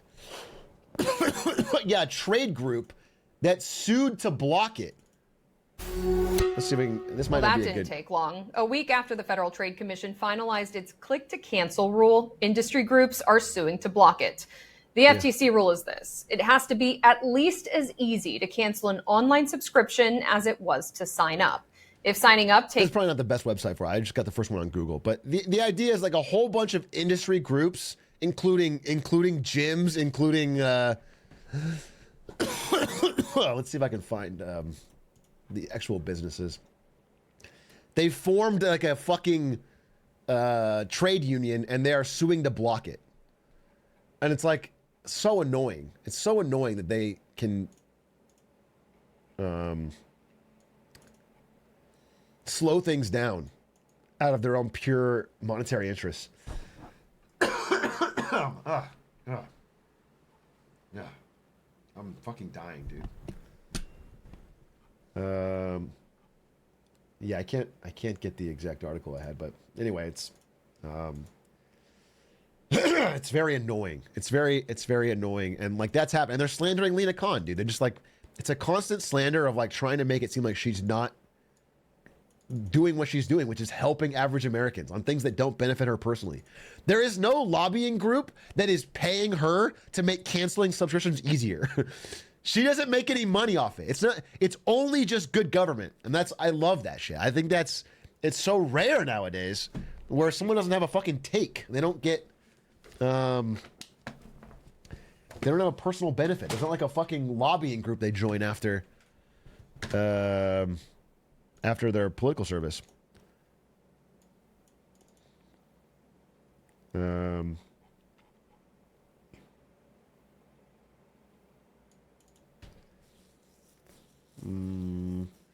I love the tweet you retweeted about how Lena Khan does things that dumb guys can understand. I can relate. Yeah, exactly.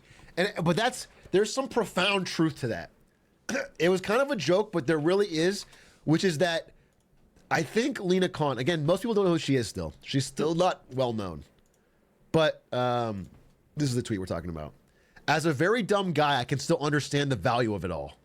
Like, hey, here's the thing you encounter a lot in real life that sucks. We made it illegal. That's cool, IMO. Yeah, no, but for real. Like, a lot of people don't know who she is, but she is winning hearts and minds because it's so hard to be on the team that's like, yeah, I want subscriptions to be harder to cancel. Like, the things that she's doing are so unequivocally good, and people of all political beliefs can agree. Like, there's nobody, whether you're Trump or Kamala, who wants subscription to be harder to cancel. It's a pure good. And so she's really, I think, reminding people of what the FTC can be used for, and what, you know, I'm really hopeful on it. I'm really excited about it. We'll see if she gets removed, but it'll be at least a fight. I think it'll be a fight. It'll cause some controversy rather than just be completely forgotten and unknown.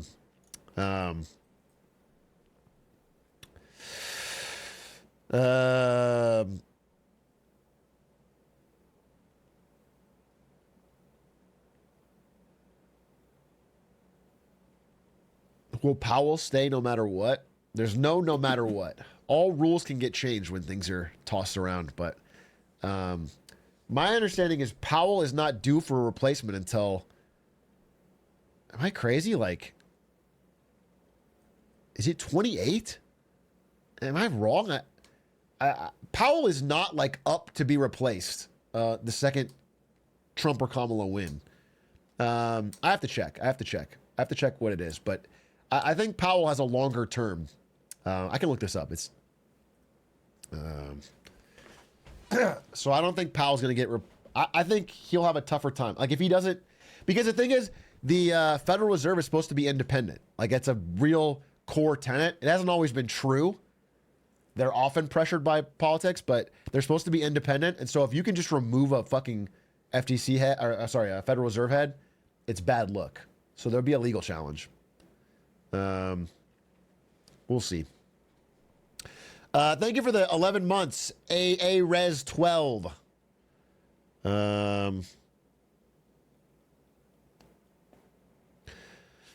Trump said he's open to the idea of China opening car factories in America. What would that mean for the U.S. auto industry? Yeah. Trump is trying to apply the China model, which is, well, not in the exact same way, but it's the idea that you put up a tariff so they can't ship in the good. And if you want to sell in America, you have to make an American factory. And in China, it's kind of the same thing. Like if you want to sell Teslas in China, you have to make a factory in China.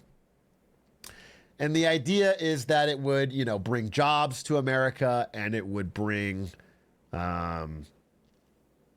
expertise, I guess, is the idea. Look, with China specifically, there could be some use for it. I have a nuanced opinion on tariffs that is different for China. I think it needs more discussion. But in general, the problem I have with Trump's discussion on tariffs is that he is talking about applying them to every country, specifically like all of our allies, and specifically in a way that will 100% get retaliatory tariffs. It's just not going to work. I'm trying to explain it simply, but like, if you put a tariff on, let's say, German cars or something, then they will put a tariff on American cars, and both things will get more expensive.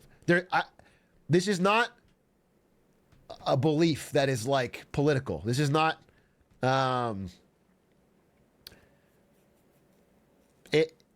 Once you start doing that, you go tit for tat on everything, and then everything starts getting more expensive. So, it's happened before, like the Smoot-Hawley Act. If you want to go fucking deep in the fucking weeds, we've had eras of American history and world history where everybody gets really into tariffs, and what happens is, the Smoot-Hawley Act is right around the Great Depression, bro.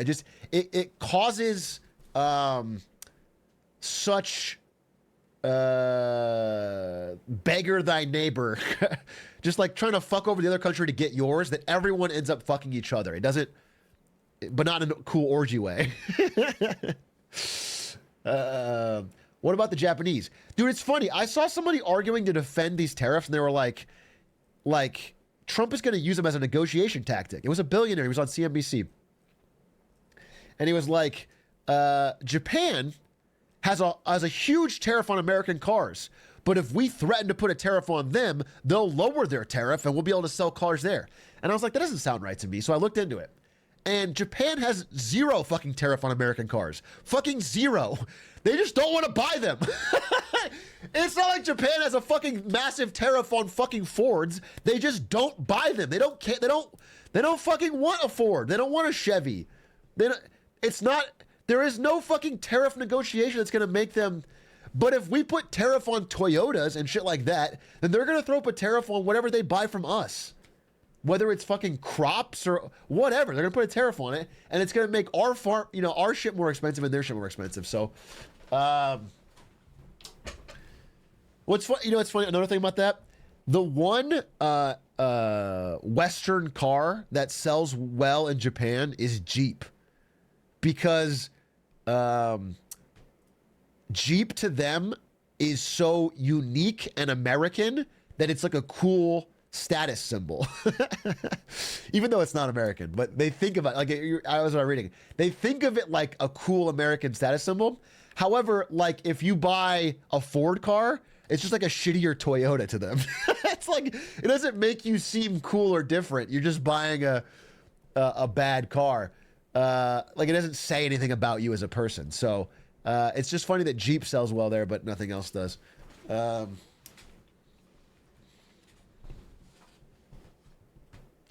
So yeah, listen, I'm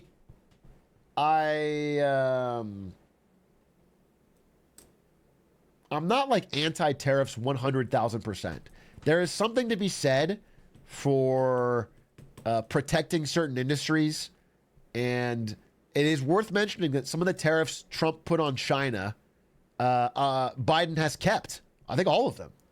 I think with regards to China and how dominant they are in manufacturing, and how listen, if you're a Chinese citizen, this is a good thing. If you're someone else, maybe it's a bad thing. They've been, you might call it predatory. They've been very, very aggressive about laddering up their domination in manufacturing. So like, this includes IP theft. This includes, you know, government subsidies. This includes dumping. These things are why Chinese tariffs might be worthwhile and other tariffs wouldn't be. But I think universal tariffs are just stupid. I just think they're really dumb. And I say that very openly and proudly, and I don't think even politically. I don't think there's zero political. I would hate it if fucking FDR's ghost came back and asked for it. I think it would be stupid.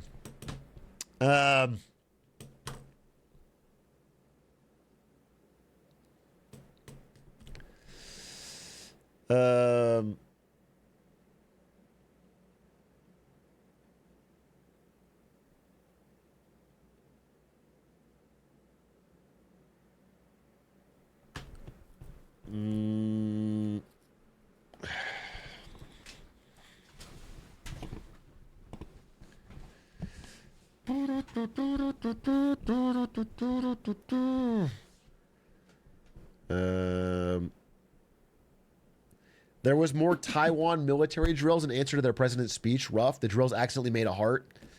Several button. I don't expect people to watch all my content. I totally get that.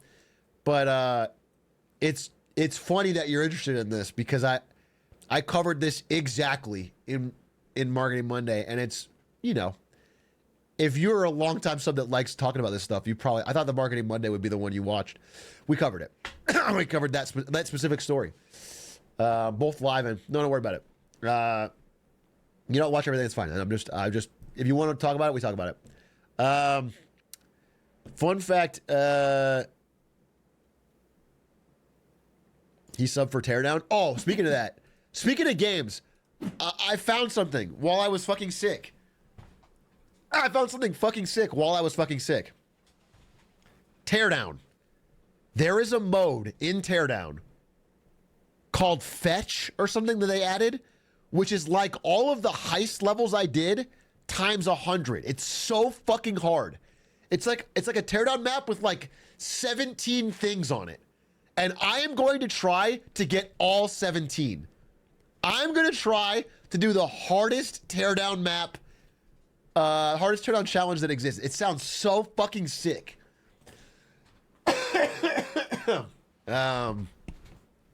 Yeah, I got told about this and I was like, I couldn't believe it. It's so up my alley. It's going to be like a day of mowing grass and thinking and crazy puzzles, and it's going to be so fun. I'm very, very excited. So, yeah, it'll be good. Did we talk about Lena Khan? We did talk about Lena Khan. Let me blow my nose real quick. Sorry, I didn't blow my nose. I need to blow my nose. I need to blow my nose.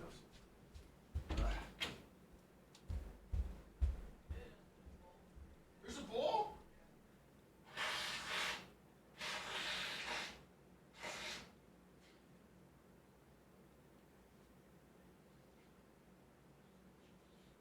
Where?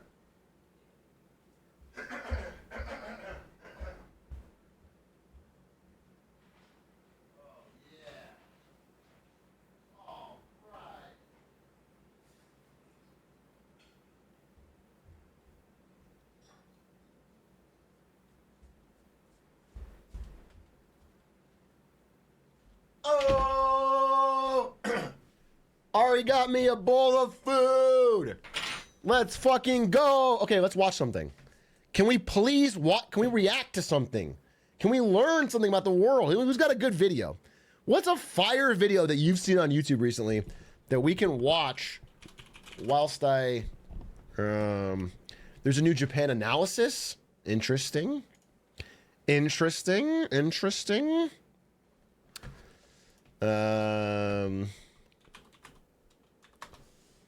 There's a new Veritasium. There's a new Big A video we could watch while we eat, like all of you like to, not all of you, but some of you like to do.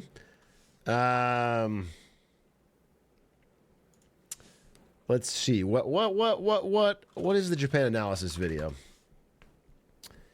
How, no, what's this one? It's called, he sued Japan's Anonymous, like the Masks Anonymous. So they framed him for 129 crimes. Okay, that could be interesting. TBD. Let's keep looking. This is straight fire. What is this? TikTok versus democracy. Interesting.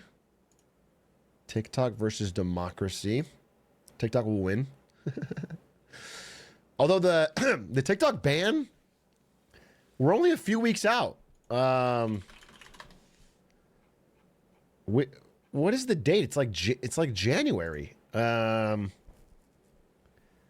The TikTok ban goes into effect January 2025. Do you know? Like it passed Congress. January 19th, it goes into effect. Unless ByteDance sells to a non-Chinese company. That's the idea, right? It'll be taken out of app stores. Like, TikTok is fighting a legal battle, and maybe it'll get stopped, but everyone thinks that, like, it didn't happen or they forgot. No, it happened. It just hasn't hit the deadline yet. They had 6 months to sell. So, we'll see, but, I mean, we're not that far out. Like, it could very well just be gone on January 19th. This will blow your head off. This is about how Wonka has an evil Oompa Loompa theory. That's not really up my alley. This is a 2-hour video about God of War. I'm sorry, but that's not what I'm looking for. I'm kind of looking to learn something. If you don't know if that's crazy. I'm looking to learn something. Da, da, da. Da, da, da, da.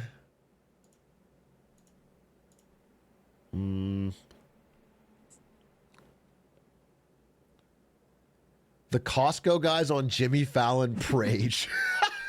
Dude. I saw the clips of that. Jimmy Fallon looked fucking contemptuous. He looked unhappy that they were there. Like, he didn't.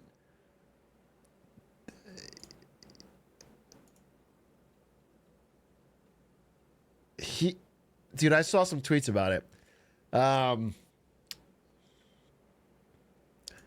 Love to see a Pokemon fully evolve like this. It is like a Pokemon evolution. You must be honest. It is.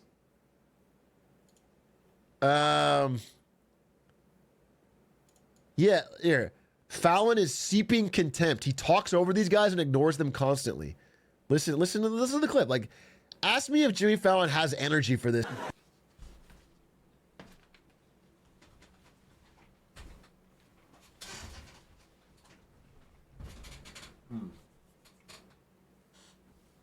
Yeah, so America's in a good spot.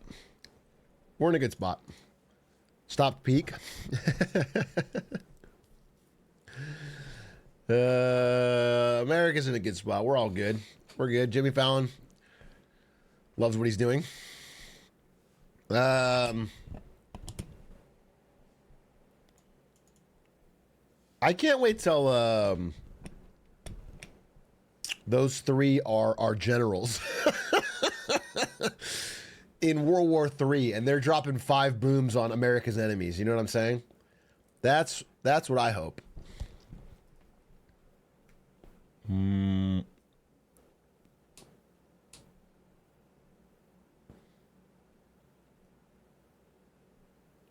Gaming economics vid goated. This is EVE Online. The overly realistic financial system of EVE Online. That sounds interesting. I'm looking for something a little funnier, I guess. The odds of becoming professional in any sport. Did we watch this? Oh, no. I think I started this and then I wanted to watch it with chat. Okay, we can watch this. Yeah, this looks good. The odds of going pro in any professional sport using 40,000 marbles. That's interesting. It looks good. I think I started it and wanted to watch it with chat, so I saved it. We will watch this whilst I eat, so let's see. The marbles will keep me engaged. Yeah, exactly. The more literal version of football.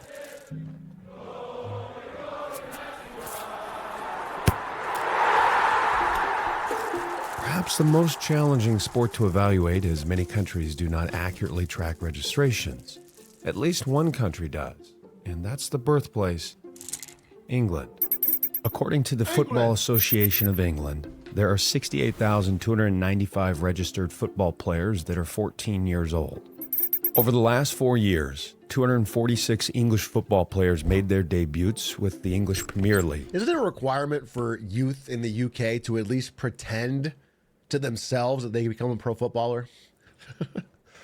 Doesn't every young English boy have to at least try it for a little bit to pretend to just check that box?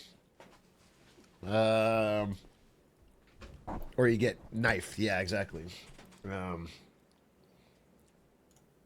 What many consider to be the top domestic league with the most depth. We'll average that and say there are 61.5 English rookies each year. So, what are the odds of a 14-year-old making it to the top domestic league in England? About 1 in 1,110 will make it to the EPL. What are the odds of making it for the entire English male population? About 1 in every 5,639. Let's head across the pond. That doesn't seem that bad. 1 in 1,000 14-year-olds playing will make it? That's not, I thought that would be... To a game that is played on a frozen pond. Hockey. The first organized hockey game was held in 1875 in Montreal. Today, over 452,000 Canadians are registered on organized teams. Hockey is clearly the most popular sport for our brothers to the north, and fortunately, Hockey Canada provides wonderful data for youth registrations. Similar to football in England, hockey in Canada is ideal given the unlikelihood of other sports to cannibalize the best athletes.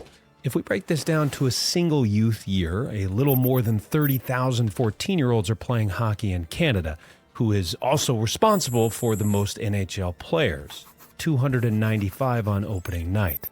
About 120 rookies make their NHL debut every year, so if we apply this Canadian weight of 41.7%, that means roughly 50 of them will be Canadian on average each year.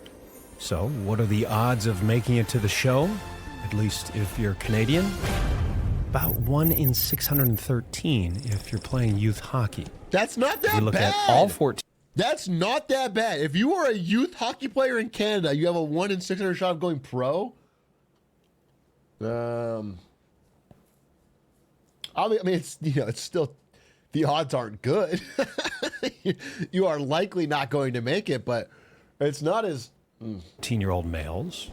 Those odds are about 1 in every 4,371. How about America's pastime? Baseball. There are nearly 9 million high school males in the U.S.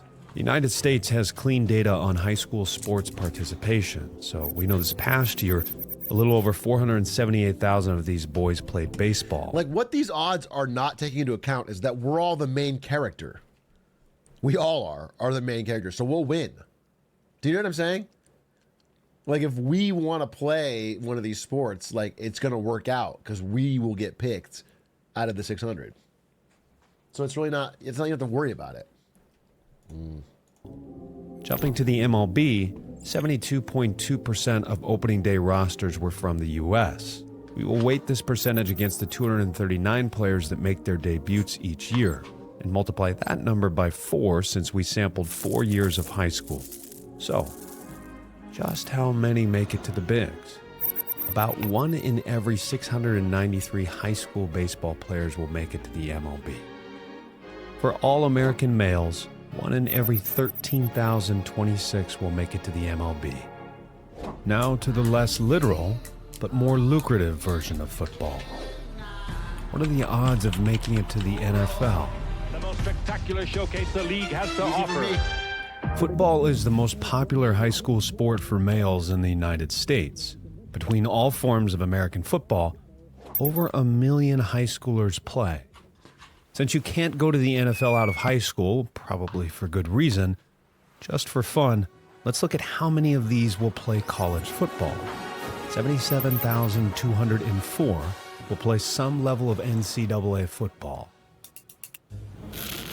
228 rookies played in a game last year, and 96.3% of the league is American. Thus, we'll say 220 are from the United States. Damn, we're so good at football. And it is called football. It's crazy how everyone likes football around the globe, but only we have the real football, and we're the best at it, 96%, 96.3%.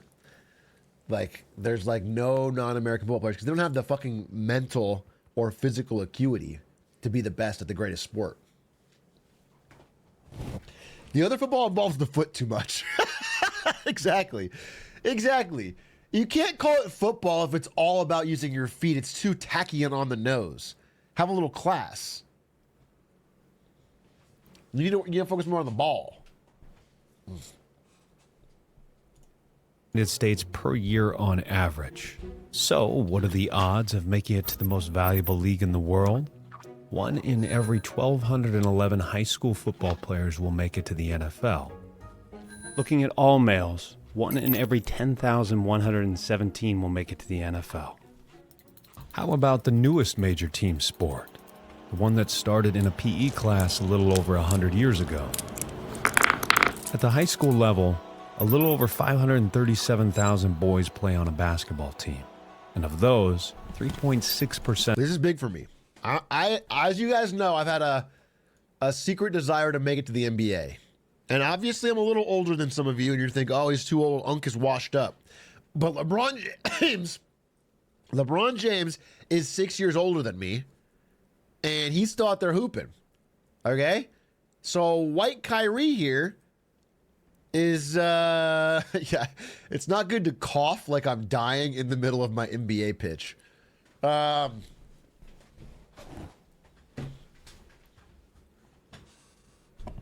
So I think I can make it to the NBA, and I think they haven't picked up many streamers yet, but they might pick me up based on what I've been doing. I've been really fucking hooping lately.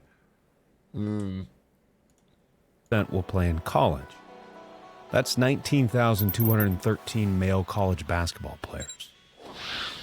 Each year, about 93 rookies will debut in the top basketball league, the NBA. On average, 71 of them will be Americans.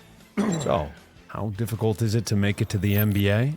1 in every 1,880 high school basketball players will make it to the NBA. For all males, 1 in every 31,450 will play in the NBA. Okay, that's a rough Looking at all our sports, basketball appears to be the most challenging to make it to the top. Well, it's the hardest? No, that's not good. That's not. That just makes me want to grind harder, though. You know what I'm saying? That makes me want to grind harder.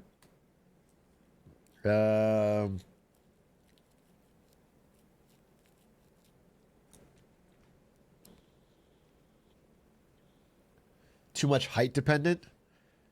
Well, I'm 6'5", so it should be really easy. I mean, 6'5" when I slouch. I'm actually 6'13", which is a funny way of saying I'm 7'1". So, I'm 7'1", and yeah, I'm like a KD 6'5". Yeah, exactly. But I'm also athletic. You know, I can also move, and I also have a cerebral mind for the game. So it's. There is much to be learned from all of these games, but I believe we can learn perhaps the most from this last one, at least sociologically, and I want to show you why. And by the way, I put a lot of time, energy, and research into these videos, so if you're enjoying it, I'd really appreciate if you'd subscribe. To understand this... I am enjoying it. It is funny that the marbles have not really added anything. Because he has to break down the marbles and the little marbles all the time, so it doesn't... Like, it hasn't given me a sense of scale at all. But let's head back to the beginning. The year is 1890, and exactly one person is playing basketball. In fact, one is even aware of it because he invented it. By 1898, the game has caught on a little bit, at least locally. The first professional league is formed, the NBL. 6 teams play on chicken-wired courts. The game is far from global. Canada is playing it recreationally, but these teams are composed of just local Americans. Throughout the next few decades, the professional leagues struggled to stay afloat. Can you imagine if we had, because basketball started in Canada. Did hockey start in Canada? It's just so funny the way it played out where Canada's really good at hockey. Because what if we lived in a world where all of the best basketball players were Canadian?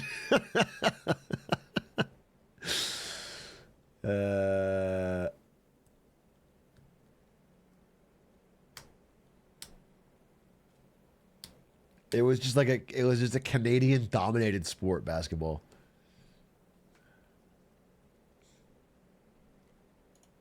Eventually, the NBL merges with the NBA.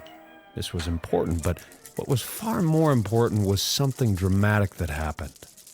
2 inventions that would transform not just basketball, but all of sports. Radio and television. With broadcasting and advertising capabilities, sports became an increasingly larger business, driving revenue and growing games like basketball, but profits weren't the only outcome. Far from it. In 1978, something monumental would occur, except this was not broadcasted. In fact, this went completely unnoticed, at least at the time. On a completely different continent, far, far away from the NBA, a slim teenager was busy playing goalie when a coach stopped him. He mentioned he should try a different sport where tall people have an advantage. Standing at 6'7", the Nigerian picked up the game quickly, and a few years later, a scout saw him and offered him a visit, an opportunity, all the way at a college in the United States. Okay. This was rare. To put it in perspective, this was so rare that the college didn't even pick up the kid at the airport. That belief would change. That's not rare, that's just being an asshole. The Houston Rockets select as Hakeem, #1 pick, the Dream, would go on to absolutely dominate and become the first African-born player selected in the draft. He would not be the last.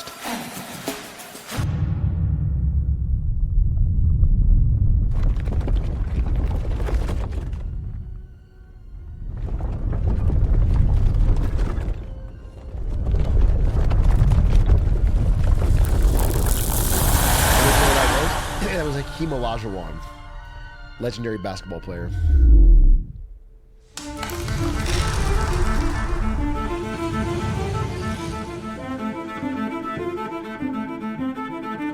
Marbles.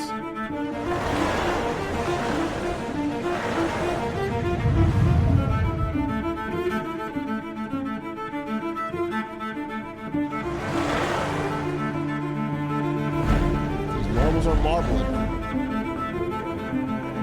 Does anyone else think these marbles look tasty? You'd think I'm pausing to make fun of you, but I will say this. They should make a candy that looks exactly like marbles. Because I think you're right. I think marbles do have a thing where they look tasty. Now, you shouldn't eat marbles. That's just how I think it needs to be said. Jawbreakers, kind of. But they don't have that shininess, that glassiness. I'm thinking more, like a Jawbreaker is... I mean, it's a jawbreaker. It's not that fun to eat. I'm thinking about almost like a gummy. Like a circular gummy that you can just pop in a bunch of. Do you know what I'm saying?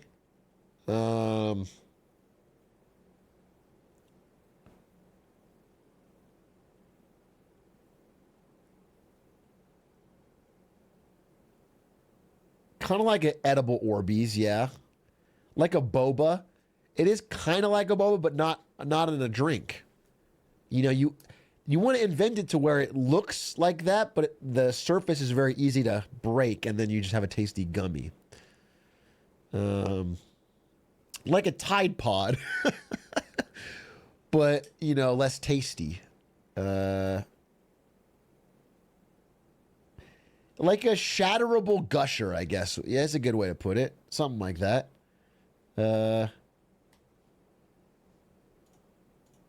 Less tasty? Yeah, less tasty. Tide Pods have a flavor that can't be matched.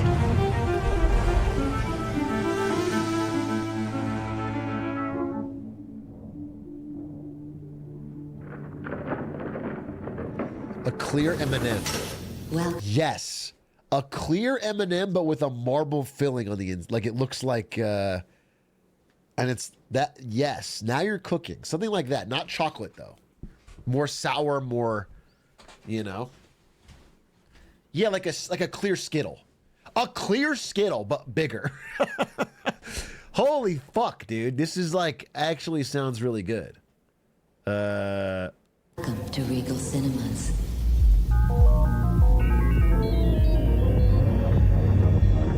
Like a ball-shaped Jolly Rancher. Now, a lot of marble stuff happening.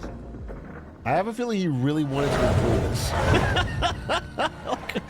Are we talking about sports anymore? What happened here? This is like fucking 5 minutes straight of... Bro just had a lot of marbles and needed to use it. He hasn't even mentioned a word about sports in a long time. Bro wanted to write off marbles on his taxes.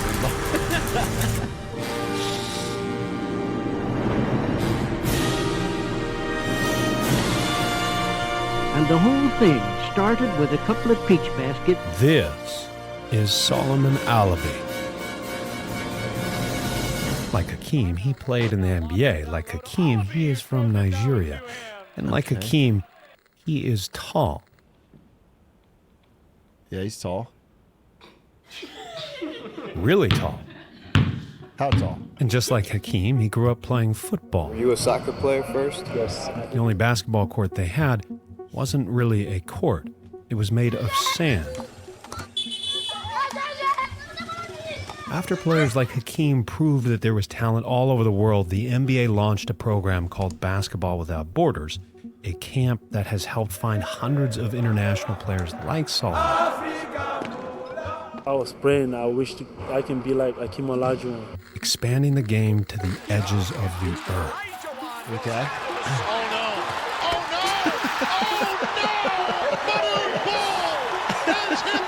Fucking bone, bro. Select Arvydas Sabonis of the Soviet Union. Rick Smits of Mary.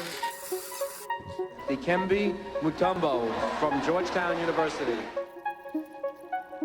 Michael Olowokandi. Dirk Nowitzki from Würzburg. Dirk.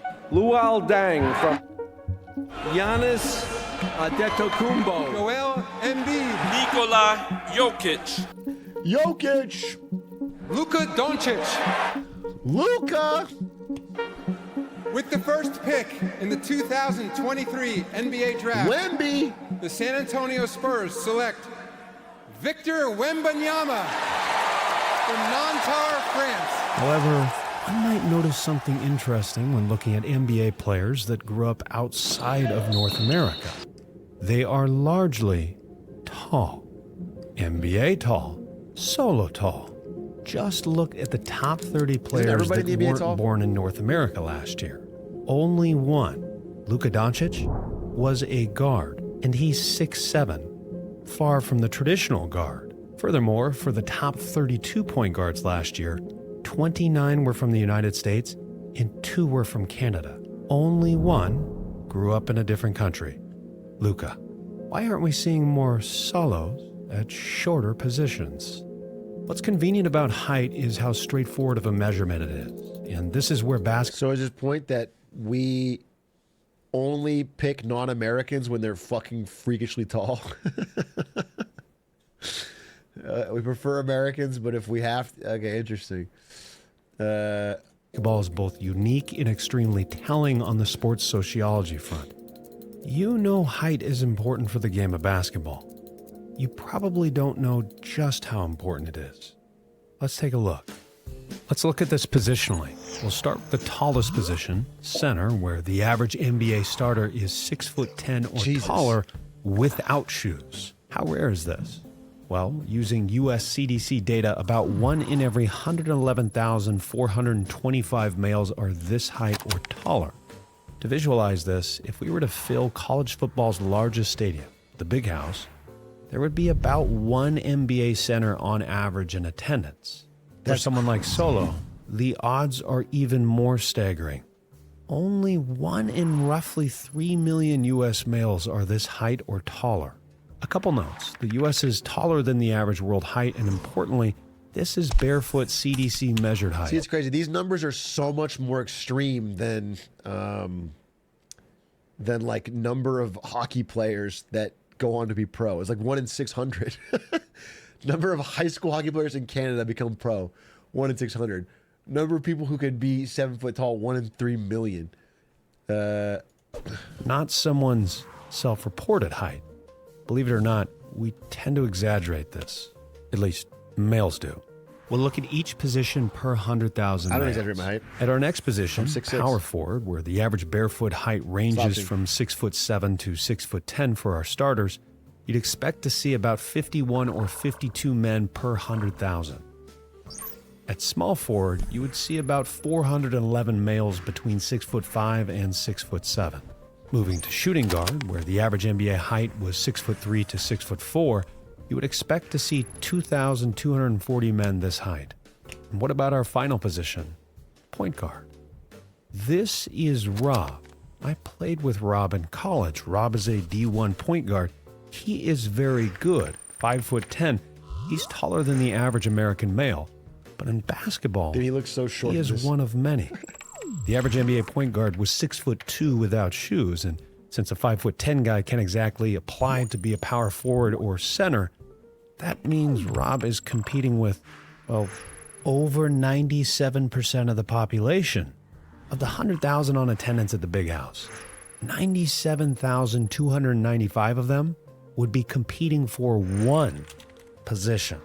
So if you're a 6'2" or shorter high school hoops player in the U.S., about 1 in every 9,206 of you will make it. So I was trying to get better at basketball. Now I'm a master, so I don't need to anymore. But I was like watching random TikToks and YouTube videos like on basketball practice. But the target market for those is always like high school kids who are grinding to get on the team or to make varsity or whatever. It's not for me, you know. It's not. There's not many people who are like in their mid 30s. Let's pick up basketball. It's just not. It's not that common. So I'm watching these, and there was one called Brutally Honest Advice on How to Get Better at Basketball. And this guy sits down and looks to the camera, and he's like, hey, some of you need to know this. If you aren't 6'2", you're not going to make the NBA. So don't skip school or whatever. It's like, stop skipping classes you need to practice. But you know, I was like, bro, this is not for me. I'm not skipping classes. That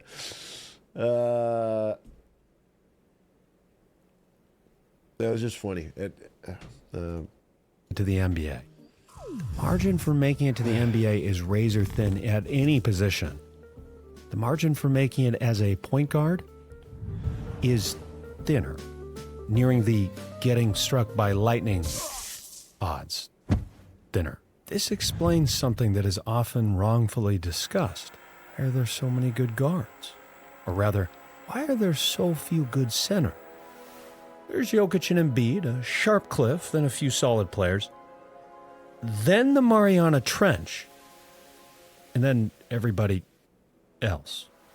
Despite a male population of 4 billion, there are so few that fit the center mold, we find a small sample size, which often leads to an increase in variance. But this doesn't explain why we don't see more international guards in the NBA. Clearly, there are far more people in the world than there are in the US. Where are they? Here's something to think about. Would Ronaldo be kicking a ball if he was born in the US? Would Kyrie and Fox still be point guards if they were born in Brazil? Probably not. The more average athletes, at least in terms of height, because you have to practice when you're choosing young. their cultural sports. For most of the world, that sport is football. You know what we should do? We should do like the Jedi do in Star Wars lore, where American NBA executives should travel the globe and steal children who are 7 foot tall and then train them in an academy from when they're young to play for the NBA. Okay? Well, you have to like test their metachlorian so you know they're going to be 7 foot tall, because they're not going to be 7 foot tall yet. Okay? So it's got to be like a metachlorian counts. And then once you find out they're going to be 7 foot tall, you take them from their families and you make them play basketball all day. That is what the Jedi do, and I think that would work.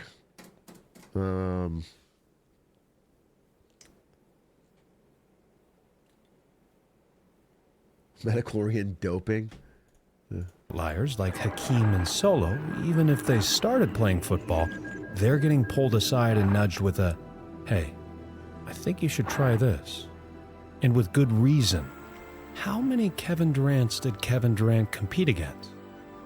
Probably less Chris Pauls than Chris Paul had to beat out. Basketball is a paradoxically unique sport. It is both globally inclusive and discriminatory. You have to be tall, at least if you want to make the top league. In truth, you also need another trait, even more selective. You have to be long. If height is the first measurement an NBA scout is concerned with, the second is a player's wings. The average male has a wingspan that is about 1 to 2% longer than their height, depending on your source. The average NBA player, their wingspan is 6.3% longer than their height. Interesting. For reference, my wingspan ratio is normal. I am 6'2" without shoes. My wingspan is 6'3". John Wall was the '1 selection in Solomon's draft. However, his wingspan is 6'9¼ It's just long ass arms. meaning he plays more like a 6'6" regular human. This is a crucial distinction. This need for length withers our pool of potential down even further. You can just see it in certain players. Why can't you just wear like extendo arms? Like I hold on to extended hands, you know, with like a little gripper that can like make the...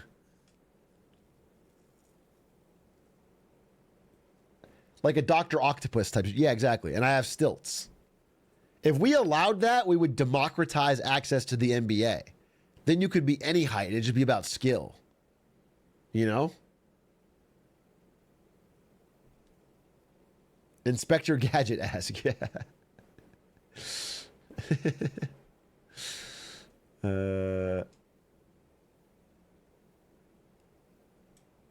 Yeah, what if we all use mech suits? Guys that get more deflections or just kind of dunk easier than the rest of us. Their height is hidden in plain sight. So, what can we learn from all this? Well, undeniably, some sports are more competitive, at least the odds of making it to the top. One could argue that a Canadian teenage hockey player is 3 times as likely to make it to the NHL as an American high school player is to make it to the NBA. Overall, in every sport, athletes face incredible... So, mathematically, the NBA is harder, more difficult, and cooler than the NHL. That's what he proved. He basically said the NHL is easy and the players aren't that good. Like, basically any Canadian can get in there. That's what I... I'm not 100% sure. I don't know if I pulled the exact data out. I think that's what he said. I think that he said if you eat maple syrup and know what a moose is, they'll basically let you play in the NHL. And it's soft. It's a soft league. And the NBA is like way, way harder. I'm pretty sure that's what he said. I'm not 100%. At least if you view this as the point of playing sports. He said if you can't get into the NBA, the NHL is free. If any of you are young guys with hoop dreams and you can't make it to the NBA, just go pack up to Canada and you'll guaranteed get in the NHL. They'll take anyone basically.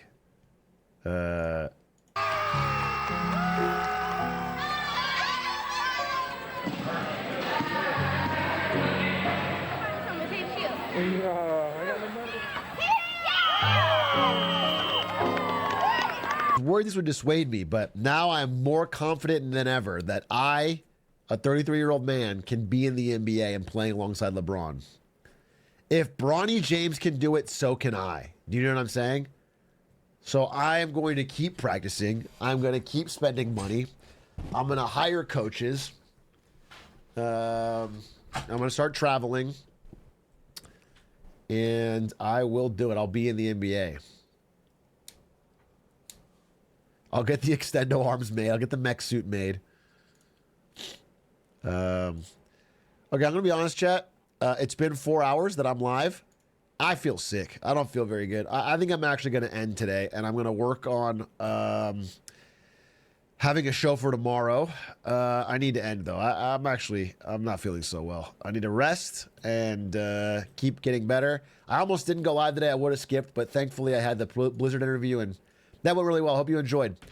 Let's raid somebody. Thanks for watching. I am hopefully back. Should be back tomorrow. We'll have cool new merch tomorrow. Should be fun. So check it out. I'm gonna raid Coney. Is Coney live? Oh, he's doing a. You know what? Coney's doing a sponsored stream for a game called AFK Journey. Let's raid him and really enjoy it.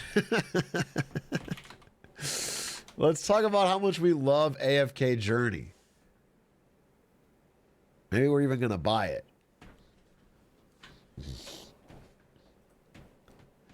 AFK Journey. AFK Journey. What a fire game, dude. Just glaze that. Help the guy out, dude. Everyone, sponsors things suck to do. Especially for games. Okay, bye!